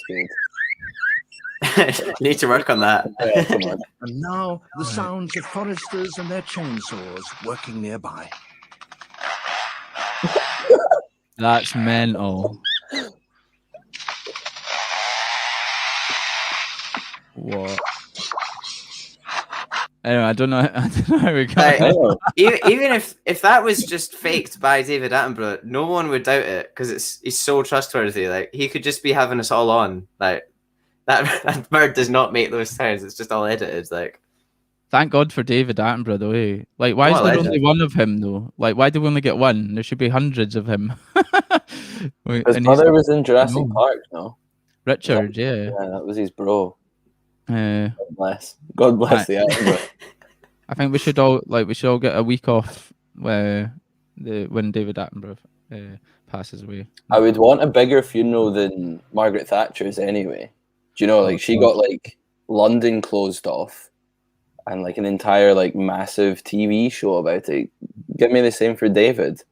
It'll be Sure. this- I think there'll just be a party for the whole world. They'll just have a party in David's honor. It'll just be just a big celebration, and like loads of people will there'll be a wave of like folk adopting pandas and that. yeah. Like just everyone will have a panda that day. Is he? I think he's, like, older than the Queen. He's old. Like No, how like old is he now? I'm pretty sure he's older than the Queen. 94, He's 5. old, he's old as fuck, like. Admire his plumes. Just give me that in my ears at all times. Like, It's hard to do a good Attenborough accent. I'm tapped. That wasn't even an attempt at it, really. My friend Mav did one we were playing a game the other night, and he just sort of burst into Boris Johnson. I was like, wow, that was really good. Carl's he got, did it. Carl's got a good one. Oh yeah, that's one. Scott thinks I can do Barack Obama, okay, but isn't it? Is that not the one? I just want to put you on the spot. I don't know. Oh right, no, I thought maybe this is total sarcasm, but You Yeah, got that's really good. good. Barack Really Obama. offensive I want to one. hear your Barack Obama. Go on. I think he's got that kind of way of speaking, you know, like it's very direct, very sort of, you know, a lot of sort of short statements with a lot of pauses. So like, let's say, Close my eyes. I, Barack Obama, would like to thank the nation of the United States for all of the work that you have put in to saving this God-blessed country. Thank you. Yeah, Something like that, right? Yeah, very good. That was that was actually okay. I was kind of hoping that it wasn't that. That was the Oh bad. yes, actually Ne- passed. You could save on copyright. You could put like Obama samples into your next album. Obama samples, like a whole subgenre, like All right. Okay. I can tell, like, Scott, you're almost falling asleep there, mate. No, I'm joking. No, Uh, no, let's I'm here. play- I'm in the room. I'm drinking beer. What's up? This party. I'm Come on. joking. Let's play another track from you. Where do you do your videos and stuff? There's a bunch of different places you've done them as well, or like who's been doing your videos? Like the one in the... We did the one for Give It To Me was done by a company called Odd Socks. I don't think they're still going now, but they did it in Glasgow. We actually filmed a segment for it, but in the end we just scrapped it and didn't use it, and we had to go through it like 6 a.m. and like go to this place and film ourselves playing in that. It was after a gig. It was straight after a gig as well, so we were knackered. And then in the end we were like, you know what? It's pretty painful, but let's cut out us. Like, I don't think it works there. But yeah, what is that? Oh yeah, and I think the other video was we just did DIY'd it. kind of low budget. So no, Listen to Your Mother. We used Group 6 Productions. That's the one I was wondering. So is Yeah. that Michael Dodds? Mike Dodds, yeah. Sweet. Nice. Yeah, That is yeah, beautiful with the white back. Can we put that one on? Yeah, go for it. Like we That's did it in what is now Spelt Milk and Music Base, no? Music Base. Yeah, they've got like a white room, infinity room there. Ah, is that what it was? Ah, Yeah. Nice. Yeah, it looks fucking shit hot. This. 3 years Takes ago me now back. as well. Bloody hell. Takes me back.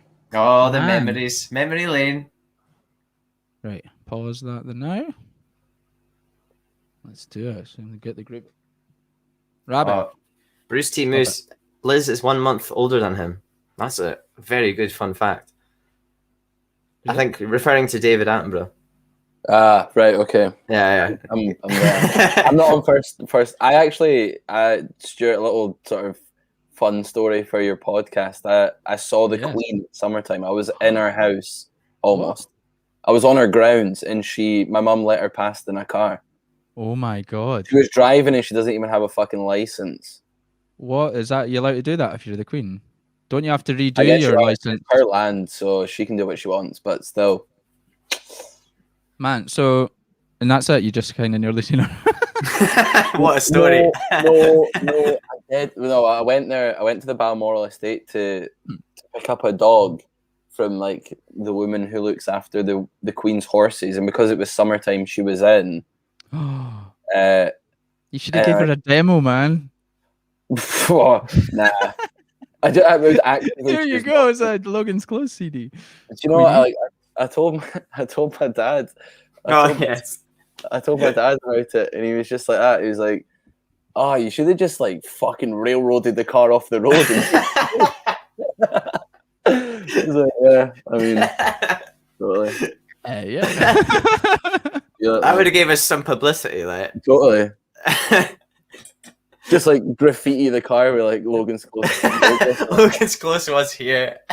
It's mental though, man, because it's like you go through Balmoral Estate and it's like really like idyllic and it looks amazing and there's all these like massive trees in that. And there's just like every single bit, there's just like bobbies with like massive like machine guns just standing like behind these like beautiful trees and that. Yeah, there's loads of like they're like, oh yeah, there's no guns. But when you go down to London, there's loads of guns everywhere, but it's just the police that have them. Like I was in the train station, mind seeing just big fucking they're big scary looking ones, you know. Either like proper actual like FAMAS or yeah. What else you got? Call of Duty 4 days. Possibly bit of overgrown. Yeah. UMP 45 silencer FMJ like Desert Eagle. Desert Eagle. Yona Kimball's. Wow. No scope intervention like every time. Are you in a Kimbo cunt? Nah, Carl was though. No. I think I was a Kimbo, but like shotguns or something. Not like brutal. You just jumping around. Boom. Did you do an ordinate? Let's just pull this down a second. Did you do an ordinate amounts of Call of Duty 4 when it came out? Too much. Carl, tell him about Modern Warfare 2. Tell him about your summer. Modern Warfare 2 was the one I really got into, like, and Jesus, you know, like it's got all your stats and the leaderboards and that, like your official stats of gameplay time and that. And I checked that, and over one summer, I think I spent like a month and a few days of playtime, like a solid month within a sort of 2-3 month period of playing this game, and I was over the hottest period in Scotland. As well. a beautiful summer. I'm indoors, just a third of that summer, just on the game. Like, I think that was a turning point. I was like, nah, like that's too much. I think I would look out like my house, like the front of my house, and just see like his blinds closed. It's like fucking 20 degrees or something like that. It's like all of his blinds closed. And like the worst part was, like, I was still rubbish at the end. Like I did not improve. Like I was still having like terrible stats, like just running around with a shotgun, like not even like a pro kind of gamer. Like, it's because the teenagers are literally got reactions quicker than lightning. It's one of those ones where they're doing like mad like 360 no scopes and that. I was like, I was never down with that. I was like, I don't understand that, and I don't care. Like, why are you doing that? Why are you so good at this game? I delved back into Call of Duty with the new one, like with the London level, and like there's that Piccadilly level. It was like kind of like controversial for a bit. Yeah, I think I remember that one. It looks so real, and it's just terrorists pumping into Piccadilly, and it was just graphic and just like, whoa, this is a bit too. That's quality. I reckon like it was a bit more arcadey, a bit more back to like COD 4 like style. So, and like I was Halo and COD 4 were like the games I played a lot of when I should have been doing a lot of exams and things. And it's just like became obsessed with it. It's scary though, isn't it, when you get into that, because there's a moment when you start looking at the achievements and being like, okay, how do I get that silencer? Once you do that, it's a slippery slope. You go down this whole like never ending like. Were you into like saving your clips of like getting like cool like throwing knife kills and shit like that, and like mad? What were they in Black Ops? Black Ops, the tomahawks and that. Tomahawk shells, yeah. I saved a bunch of them. Like you had some. I got a few good ones. Like you were pretty good at them, Carl. I was really, really talented. So. You were really good at that. Sorry, the budgie jumped off the thing, and then the rabbit's going to the budgie, and then I didn't have the video clip things, but I've started doing that more recently because you can save video clips pretty easy with the PlayStation 4. I take clips. Have you ever played the Rocket League game with the cars and the? Nah, but I've seen videos that's fun. I kind of like. I'm not all that competitive, but like I love a game of Rocket League, and I do get quite competitive in that virtual environment. It's good fun. Here, chill out. I'm not competitive either at all, but like, see playing FIFA after like a few beers, it's that like with friends. It's like that brings out like another side of me. Yeah, like it's.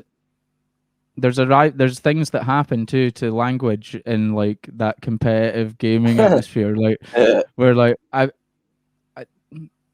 there's like the rules change if you're with really close friends, the rules change, and like it's just anything goes. Slagging matches. See who wins. We used to have tournaments in our flats with a game called Mashed, like like Micro Machines. Yeah, and we'd have like long last, like for making tea. If you were at the bottom, you get the term right. I'm going to play this song now. Let's do it. Right, this is I hope it's good. Listen to your mother. Check out the video on this one. It's fucking sweet. Hell yeah. Oh, it's that 12 string.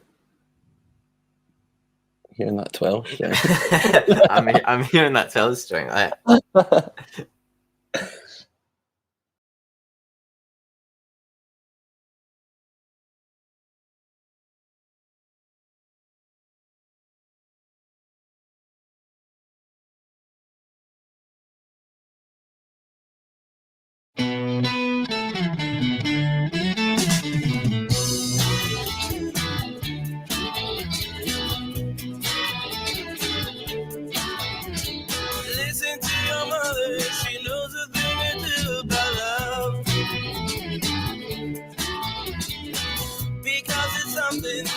is falling in and out of.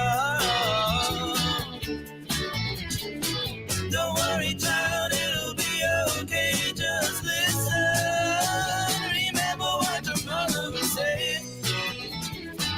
Oh, what would she say? When she was younger, she used to be a lot like you.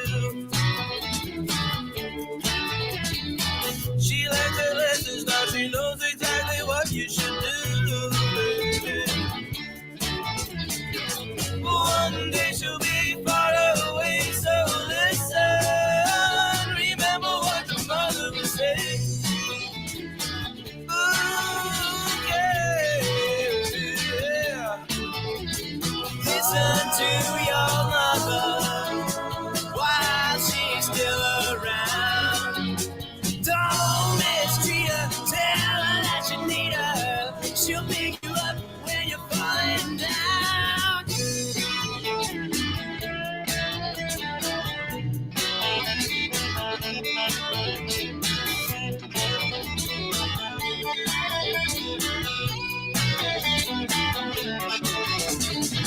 You may find your mother one day, so listen. Remember what your mother would say.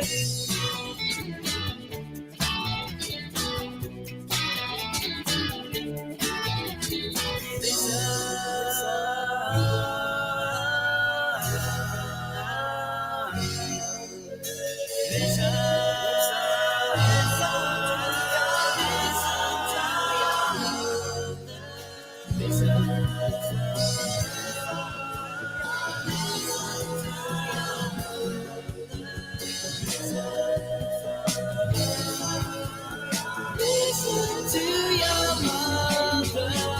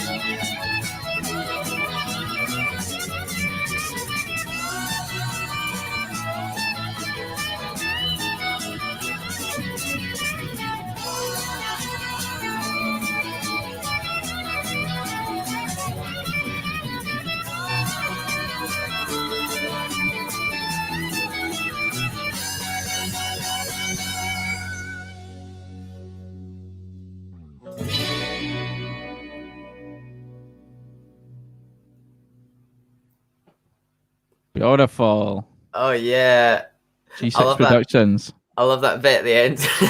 Scott's just like. That's what I've been so cracks long. me, since we cracks watched me that. up every time. Like, oh. Still going. Good memories of recording videos. Have you got outtakes and things from those days as well? think I'm so, Mike probably. might have the footage, like the raw stuff somewhere. Probably, like, Do you guys use? Do you like using effects and things much, or it sounds pretty clean mostly? But oh, the music. yeah, with the guitars and that. Like, not sort of any effects that they wouldn't have used in the 60s. You know, not anything that would sound kind of weird Right. for Okay. like, so like tremolo and like reverb and shit like that. But yeah, It sounded like there was a wee bit of sort of fuzz on that guitar solo. yeah, fuzz as well. Yeah. Yeah, I think up until now we'd really tried to avoid using a lot of like stuff and just sort of just play it. But I think now, like, the more we've kind of done like the sort of purist thing for a while, and now we're trying to throw in other elements, so just slightly more adventurous sounds now. But Oh, it sounds definitely amazing. So why but- wouldn't you have it? you know? yeah. But I wouldn't say anything too like spacey, like nothing like your intro. Like no way. Yeah, That was a bit out there, remove from there. Like, but yeah, we're starting to throw in a few extra Do you Do you remember? Did you ever see Triptych and Flo play? Joe Carterson, and he I know played the with name. the Rising Souls as well. Joe and Reese were playing with Dave for a bit as well. He had this guitar pedal which turned his guitar. He used to use a Gretsch type thing as well, hollow body, and it turned it into like an organ sound. Like Oh, I think I've seen that. I think I've all seen. intents and purposes sounded like an organ. Yeah, I think I've watched like another rabbit hole, like pedal sort of thing that I've been down on YouTube. I'm sure I've seen that. They're pretty cool. Yeah. Yeah. I mean, I talked to Dave recently. I think he's going to be doing some stuff again, but he's having a bit of time out. And but Triptych and Flo are done. I'd like to see them get back together. Absolutely amazing band. I was just sort of playing bongos and doing a bit of singing, but What Triptych and It's Flo is Alana, right? Alana's yeah, she's got Her an band. amazing voice. total It's just- natural. Like Oh, right. Yeah, yeah. just a shame. I just love to see that band back together. I remember seeing them. The first time I seen them was in The Blind Poet, just tiny little blind poet, and they got up and rocked the place. I was like, what the fuck is this? Like, whoa. Just and like Joe's, I think Joe as well, like yourself, like just you can tell has spent an insane amount of time practicing his guitars. And you can hear that, like, and it's not obvious in in every band, but like when you go see yourselves live, you get that what people would say, like, that was tight, that yous are super tight, and it's like a pleasure to watch. I think that's part, like, the songs are good, but like you can tell you're having a good time and having a good laugh, and like that transfers as well. Like when I seen yous at Stramash and that, you can tell everyone's having a good fucking barmy along with yous. But yous are yous are super tight, and like I can't wait to see yous fucking playing again. Like, I can't Can't wait to play for you. Just you, us in Stramash and you. Like, hold on, I'll just stop this broadcast and you get your guitars out. Yeah, Alright, did you see that like Stramash stream thing? Did you do that? Yeah. We did the first one, like, I don't know. I think lockdown had only been in like 2 weeks or 3 weeks, and I'm like, Stevie, what can we do? What's the loophole? Stevie had, so we put it together. It was good fun. Yeah, man. I'm sure I watched, like, you know, like I have a memory of that, so like I feel like I must have watched it, but it seems like fucking a whole year ago now. Like, it was a shame. We want to try and keep that going, but the logistics were just crazy to make it work safely. So, but I could put you in touch with Mark McGee. He's been this weekend, actually. He's got a big gig on. He's been using a place in Glasgow called the Capture Works, which is like a TV studio, and essentially doing the same thing as we did at Stramash, but way higher quality with a big stage and graphics. And he's got on Saturdays like Tom McGuire and the Brass Holes, Bomb Scare, Big Fat Panda. And he's got Lockie, Stevie Creed's playing, fucking like loads on the of same night as ours. It might be so much better as well. But the thing is, like, the cool thing is, actually, I've noticed with gigs being on the internet, like if you're at a venue, you're in the venue. If you're if you're watching gigs on the internet, you can jump to venue instantaneously. Yeah. So you share all the audiences on that. There's a lot of positives that come with it, but that's probably that and the Limbic TV that you're doing. Yeah. Like, are the best setups I've seen. Where full band setup, high quality, and then doing some cool stuff with the visuals as well to sort of make it better for the audience. Totally. Saying that, actually, David Blair, he's figured out, he's got like the Black Mirror gig. I'll see if I can hook you up with that as well. He's doing gigs in this. It's basically like Black Mirror. It's this huge, like, screens all around you as the band. Like, I watched the first gig that he did, and it was just singer-songwriters playing, and they're confronted with like 150 folk on these screens who can actually interact and hear each other. So after each song, they were like clapping and like shouting shit at the guys, and he was able to like look at them and interact with that individual. And they've got all the cameras set up. Whoa, I was like, he's gone full Black Mirror. So actually, that's the other really, really amazing one I've seen. Wait, what is that? Where did I see that? Do you want to see a picture of it? I'll try and find a picture. I'm hopefully playing. I know we're confirmed actually. My band Fractal Roots are playing it in June.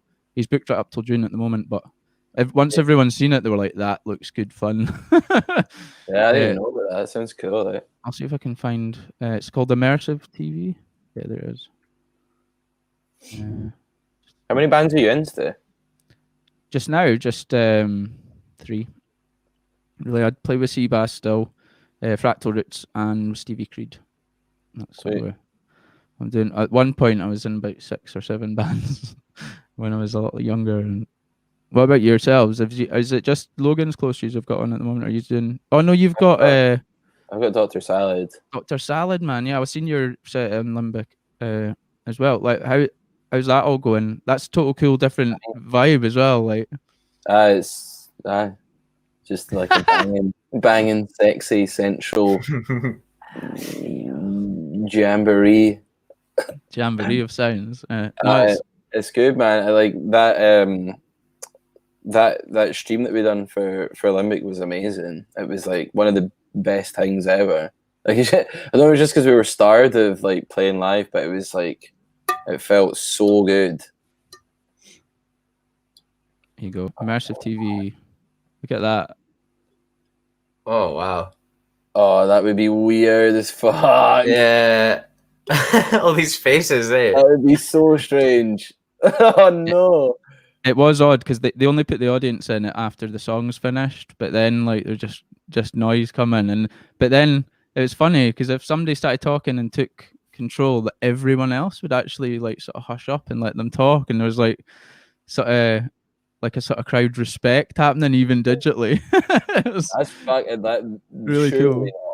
Surely no. Like I feel like if it was like one of our gigs and like all of the faces at our gigs were on the screens, there'd be no way that there'd be like people like hanging about for like other people. There'd just be like Keto just like I was about to say like, you know, like Keto would dominate it, like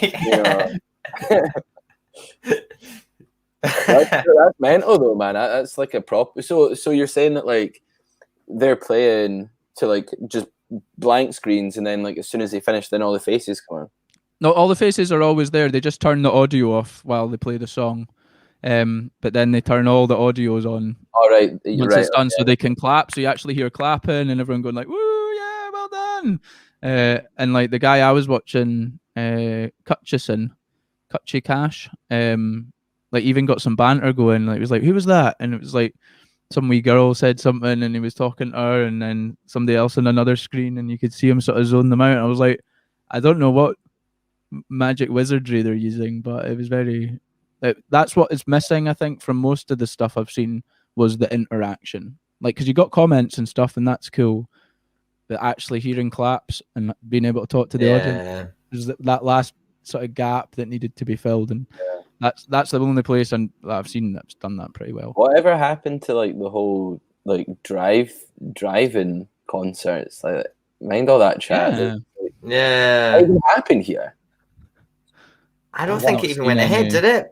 There was bands that were like booked to play those. There was a big one out at the airport, right? But I think it got cancelled in the end. That's a fucking imagine, and then worse in Scotland. I would have loved to have done one, because like, when are you ever going to do that again? Play it like fucking car horns and like windscreen. Yeah, like great Mexican wave or something like. As a gig, yeah, it'd be one of the weirdest ones you'd ever do. I'm not sure I would pay to go see a gig in my car. Not more than like £5. Don't like this song. Put the radio on. I went to see Top Gun at the drive-through theater there at the airport. That was an experience. Not a film really that I would want to see ever again in any other way, but Top Gun. They're doing a new one, aren't they? Not? Are they doing a new one? Revamping it? Like... Don't need to. Tom Cruise, man. With Tom Cruise. Yeah, Tom Cruise is in it. Reprising his role. Wow. His like passion project and stuff. Have any of you watched Valkyrie? I've not. But it's the one where he's the German dude. Yeah. Yeah, but like, it's like a British cast playing Nazis, and they all have British accents in it. Yeah. like they're Nazis with like English accents because the director thought it would be too weird to like make like the British actors put on German accents when they're playing Nazis. It's like that's literally their fucking job. They're actors. So everyone's British that's a Nazi, but Hitler's German. It's like, what is that? It's quite hard to figure out at first, to be honest. There's a few films that do that. Or like more, have you seen the one that's kind of like The Thick of It, but set in Russia? I'm not, no. But it's all British actors, and they're like playing like Vladimir Putin and like I think Stalin? Death of Stalin. Yeah. I don't think I've seen it, but like I know that like. But that's more like sort of like on the nose, like sort of like dark humor, satire. But it's funny. It's funny because you're expecting Russian accents, but it's like, "How you doing, lads? What we doing?" But they're in the Kremlin. That's fine. That's fine. But like, you know, like Tom Cruise chatting with his American accent to like Hugh Bonneville, and they're both Nazis, and it's like, what's this? Like, it's so strange. Surely do a German accent. I'd love to see Tom Cruise do a German accent, like really. Bucket list. He might actually, maybe he's actually German. You know, all this time he's just been putting an American accent on. It's the Germans. He's into the Scientology and all that. I don't know though. He's like, I'm kind of captivated by Tom Cruise when he's in. I quite enjoy all his movies.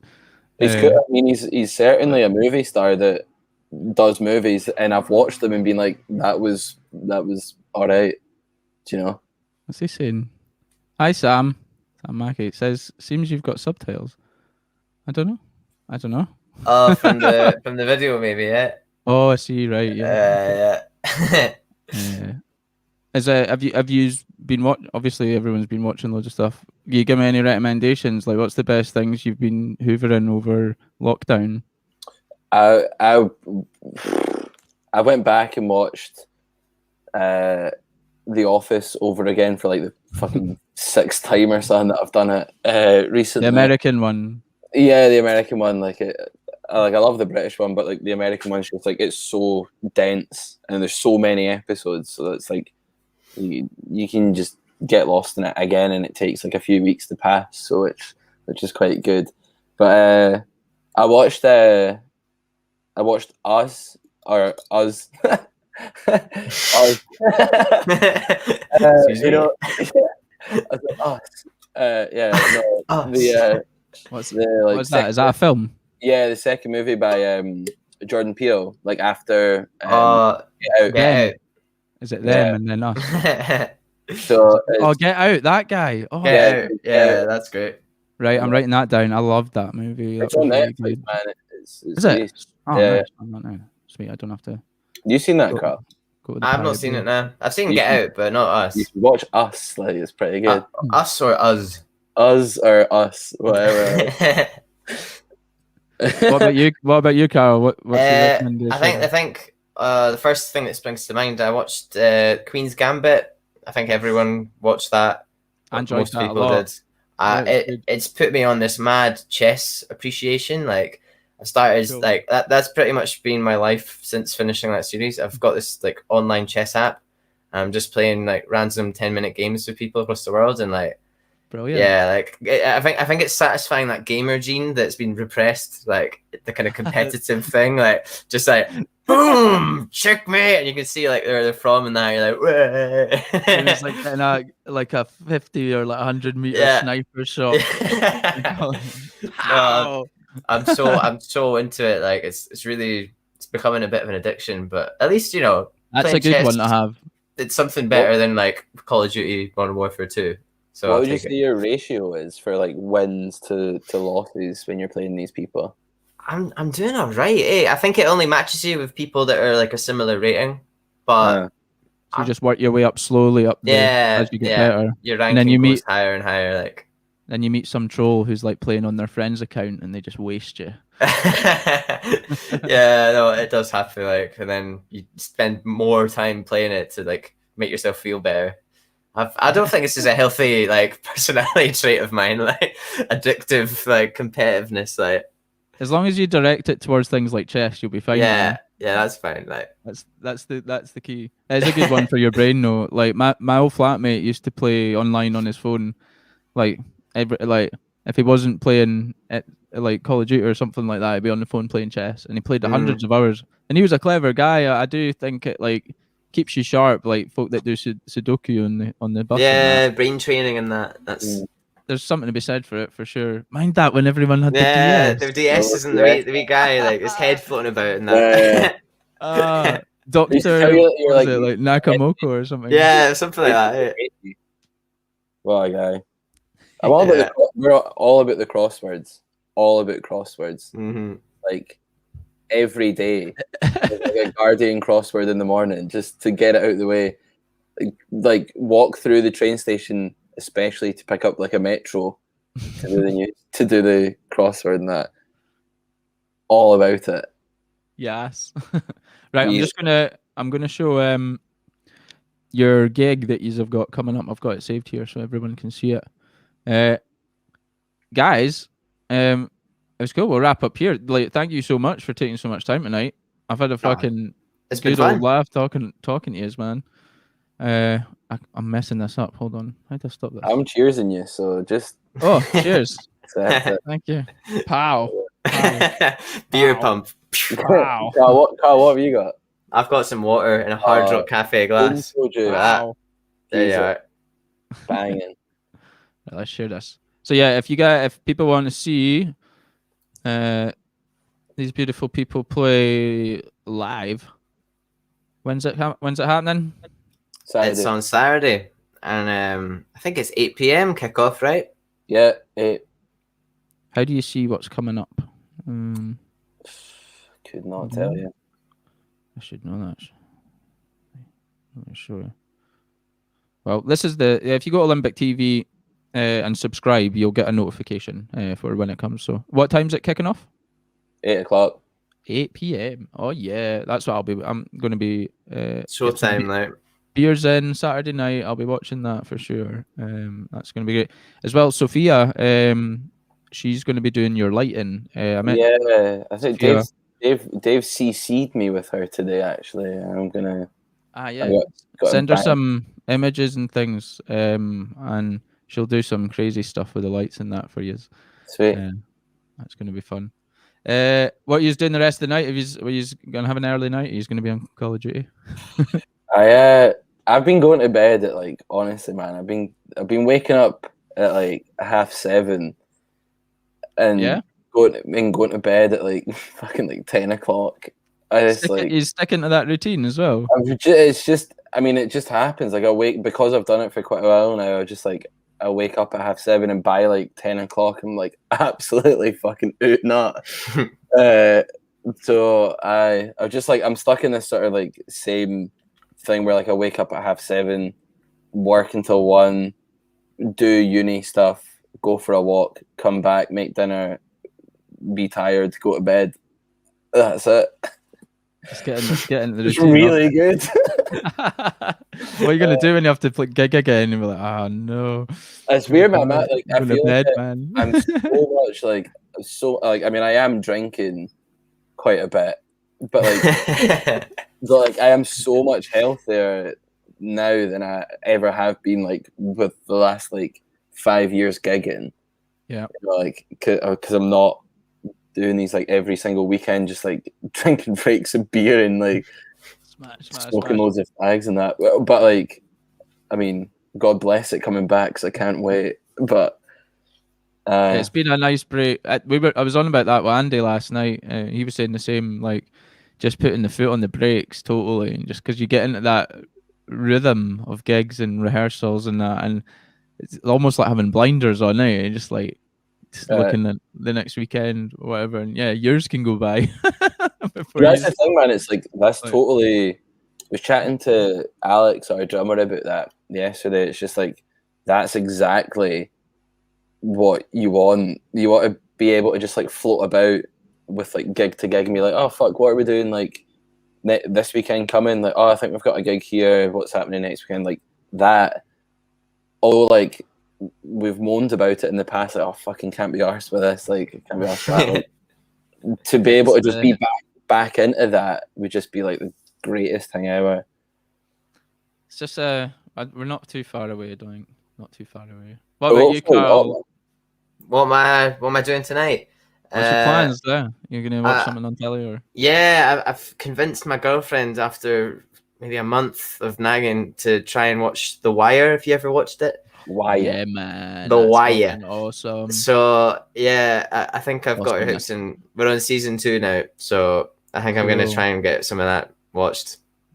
I love it. I love it how like you see the technology sort of evolve through all those seasons. So like Yeah. the first season they're like fax machines and they're like raging know. because they're like on payphones and stuff. But, yeah, oh man, well enjoy that. Like Yeah, The Wire. I wish I will, could I go will. back and rewatch that. I'd like That's wouldn't it be it, great like, if you could I never delete have. seasons from your brain? Be Yeah. just delete But that even and then, I'll like, watch it again. This is the second time watching it, like my second time watching the thing through, and like I watched it like as it was coming out almost, so it's totally fresh because I'm so much older now. When I can't remember when that came out, ages like early And as you 2000s get or older, something. Yeah. you start to get more of the references and things as well. Like Yeah. there's things I watched when I was a kid and I watch now and I'm like, okay. Anyway, right. Guys- what are you doing, Stu? Oh, what am I? I don't know. Probably play that game that I was playing earlier. Maybe What's there? I like to meet my brother there and my friend Pete and Scott. And we just build things on planets, you know. Is And that just shoot the shit. what is the aim? Like you meet each other and then The- build. the aim of the game is to get to the center of the galactic core, and when you're online, you can go to this. All my friends are playing properly. Like I went to there's this place called the Nexus where you can go and just talk to folk online, and like I just went there and was just sort of like being, hey, help me, can people give me some stuff? And then there was this guy called his gamer tag. His gamer tag was Throbbing Wood. And he handed me, all of a sudden in my inventory, he handed me all this stuff and I sold it and I've got $1 billion now in the game, right? And all my friends I gave them all 100 million each. And they're like, Stu, how did you get this money? I was like, you have to go talk to Throbbing Wood in the Nexus, right? And we went back to the Nexus and he was there and he started giving them stuff. I'm like, this guy is like, and then he was like, come with me. And so I joined his party. So I was like, all of a sudden, I'm in Throbbing Wood's party and like I have to leave my chat party with my friends. And I'm like, I'm going to go up. Like, if I'm not back soon, like help me. And so he took me off and he took me straight to the galactic core. So I basically I got off in this bit and he had this huge space armada. He's like broke the game. He's got all the ships, everything. I was like, wow, I've seen the galactic core. I've got $1 billion. Went back to my mates on their planet Smurth. I'm like, hey guys, let's build something. What do you do with all the money from all the Throbbing Wood cash that you get though? You just build. So now I can start making my own armada because I just got a little spaceship that you seen earlier. So now I can start buying like big freighters and like big mining facilities and like try and dominate the whole universe. That's crazy. Like Galactic Age of golden ticket there. Like come It's- with me. If I had virtual reality, it'd be a dangerous thing because you can play that game in VR and get in the cockpit. Imagine, looking around. Like my brother said he was playing with his friend in VR and he's like looking to the left and waving with his thing and his mate's waving out the cockpit and they're like Oh my flying through God. space. I'm like, that That's sounds mind-bending awfully gear. cool. That's mind bending stuff. Like Yeah. Anyway, that's probably what I'll end up doing that sort of stuff. You enjoy it, I'm eh? just a big geek. I'm just a geek at heart. I'm not afraid to say it. Guys, thank you so much. Keep in touch and let me know when you've got like singles out, things happening, and I'll give them all a good shout out and all that. And what do you want to say? I'll give you the screen. You say some goodbye to the viewers. Give them a message. God bless. Thanks very much, everyone, for listening to our drivel for this long. Exactly. And yeah, check out the gig on Saturday, 8 p.m. 8 p.m. We're gonna do things on camera that you have not seen before. I'm gonna get a haircut, and Carl's gonna get his legs out. Which one? Ooh. Oh, the mystery. Cool. On that note, peace Thanks out, for- everyone. Thanks for having us, Stu. Thanks, my Stuart. my You're a pleasure. legend. My pleasure, lads. It's been so much fun. So much fun. Right, I'm going to play the cheesy music. Let's have a wee dance. Right, peace out, everyone. Thank you for watching tonight. It's good to see everyone tuning in and commenting and all that. I'll be back with Callum Mason. Callum Mason tomorrow night. Used to play bass with the Trouts, and he's got his own solo career stuff going on now. Some cool tunes, so we're gonna get on tomorrow. Right, peace out, everyone. Ciao, ciao, ciao.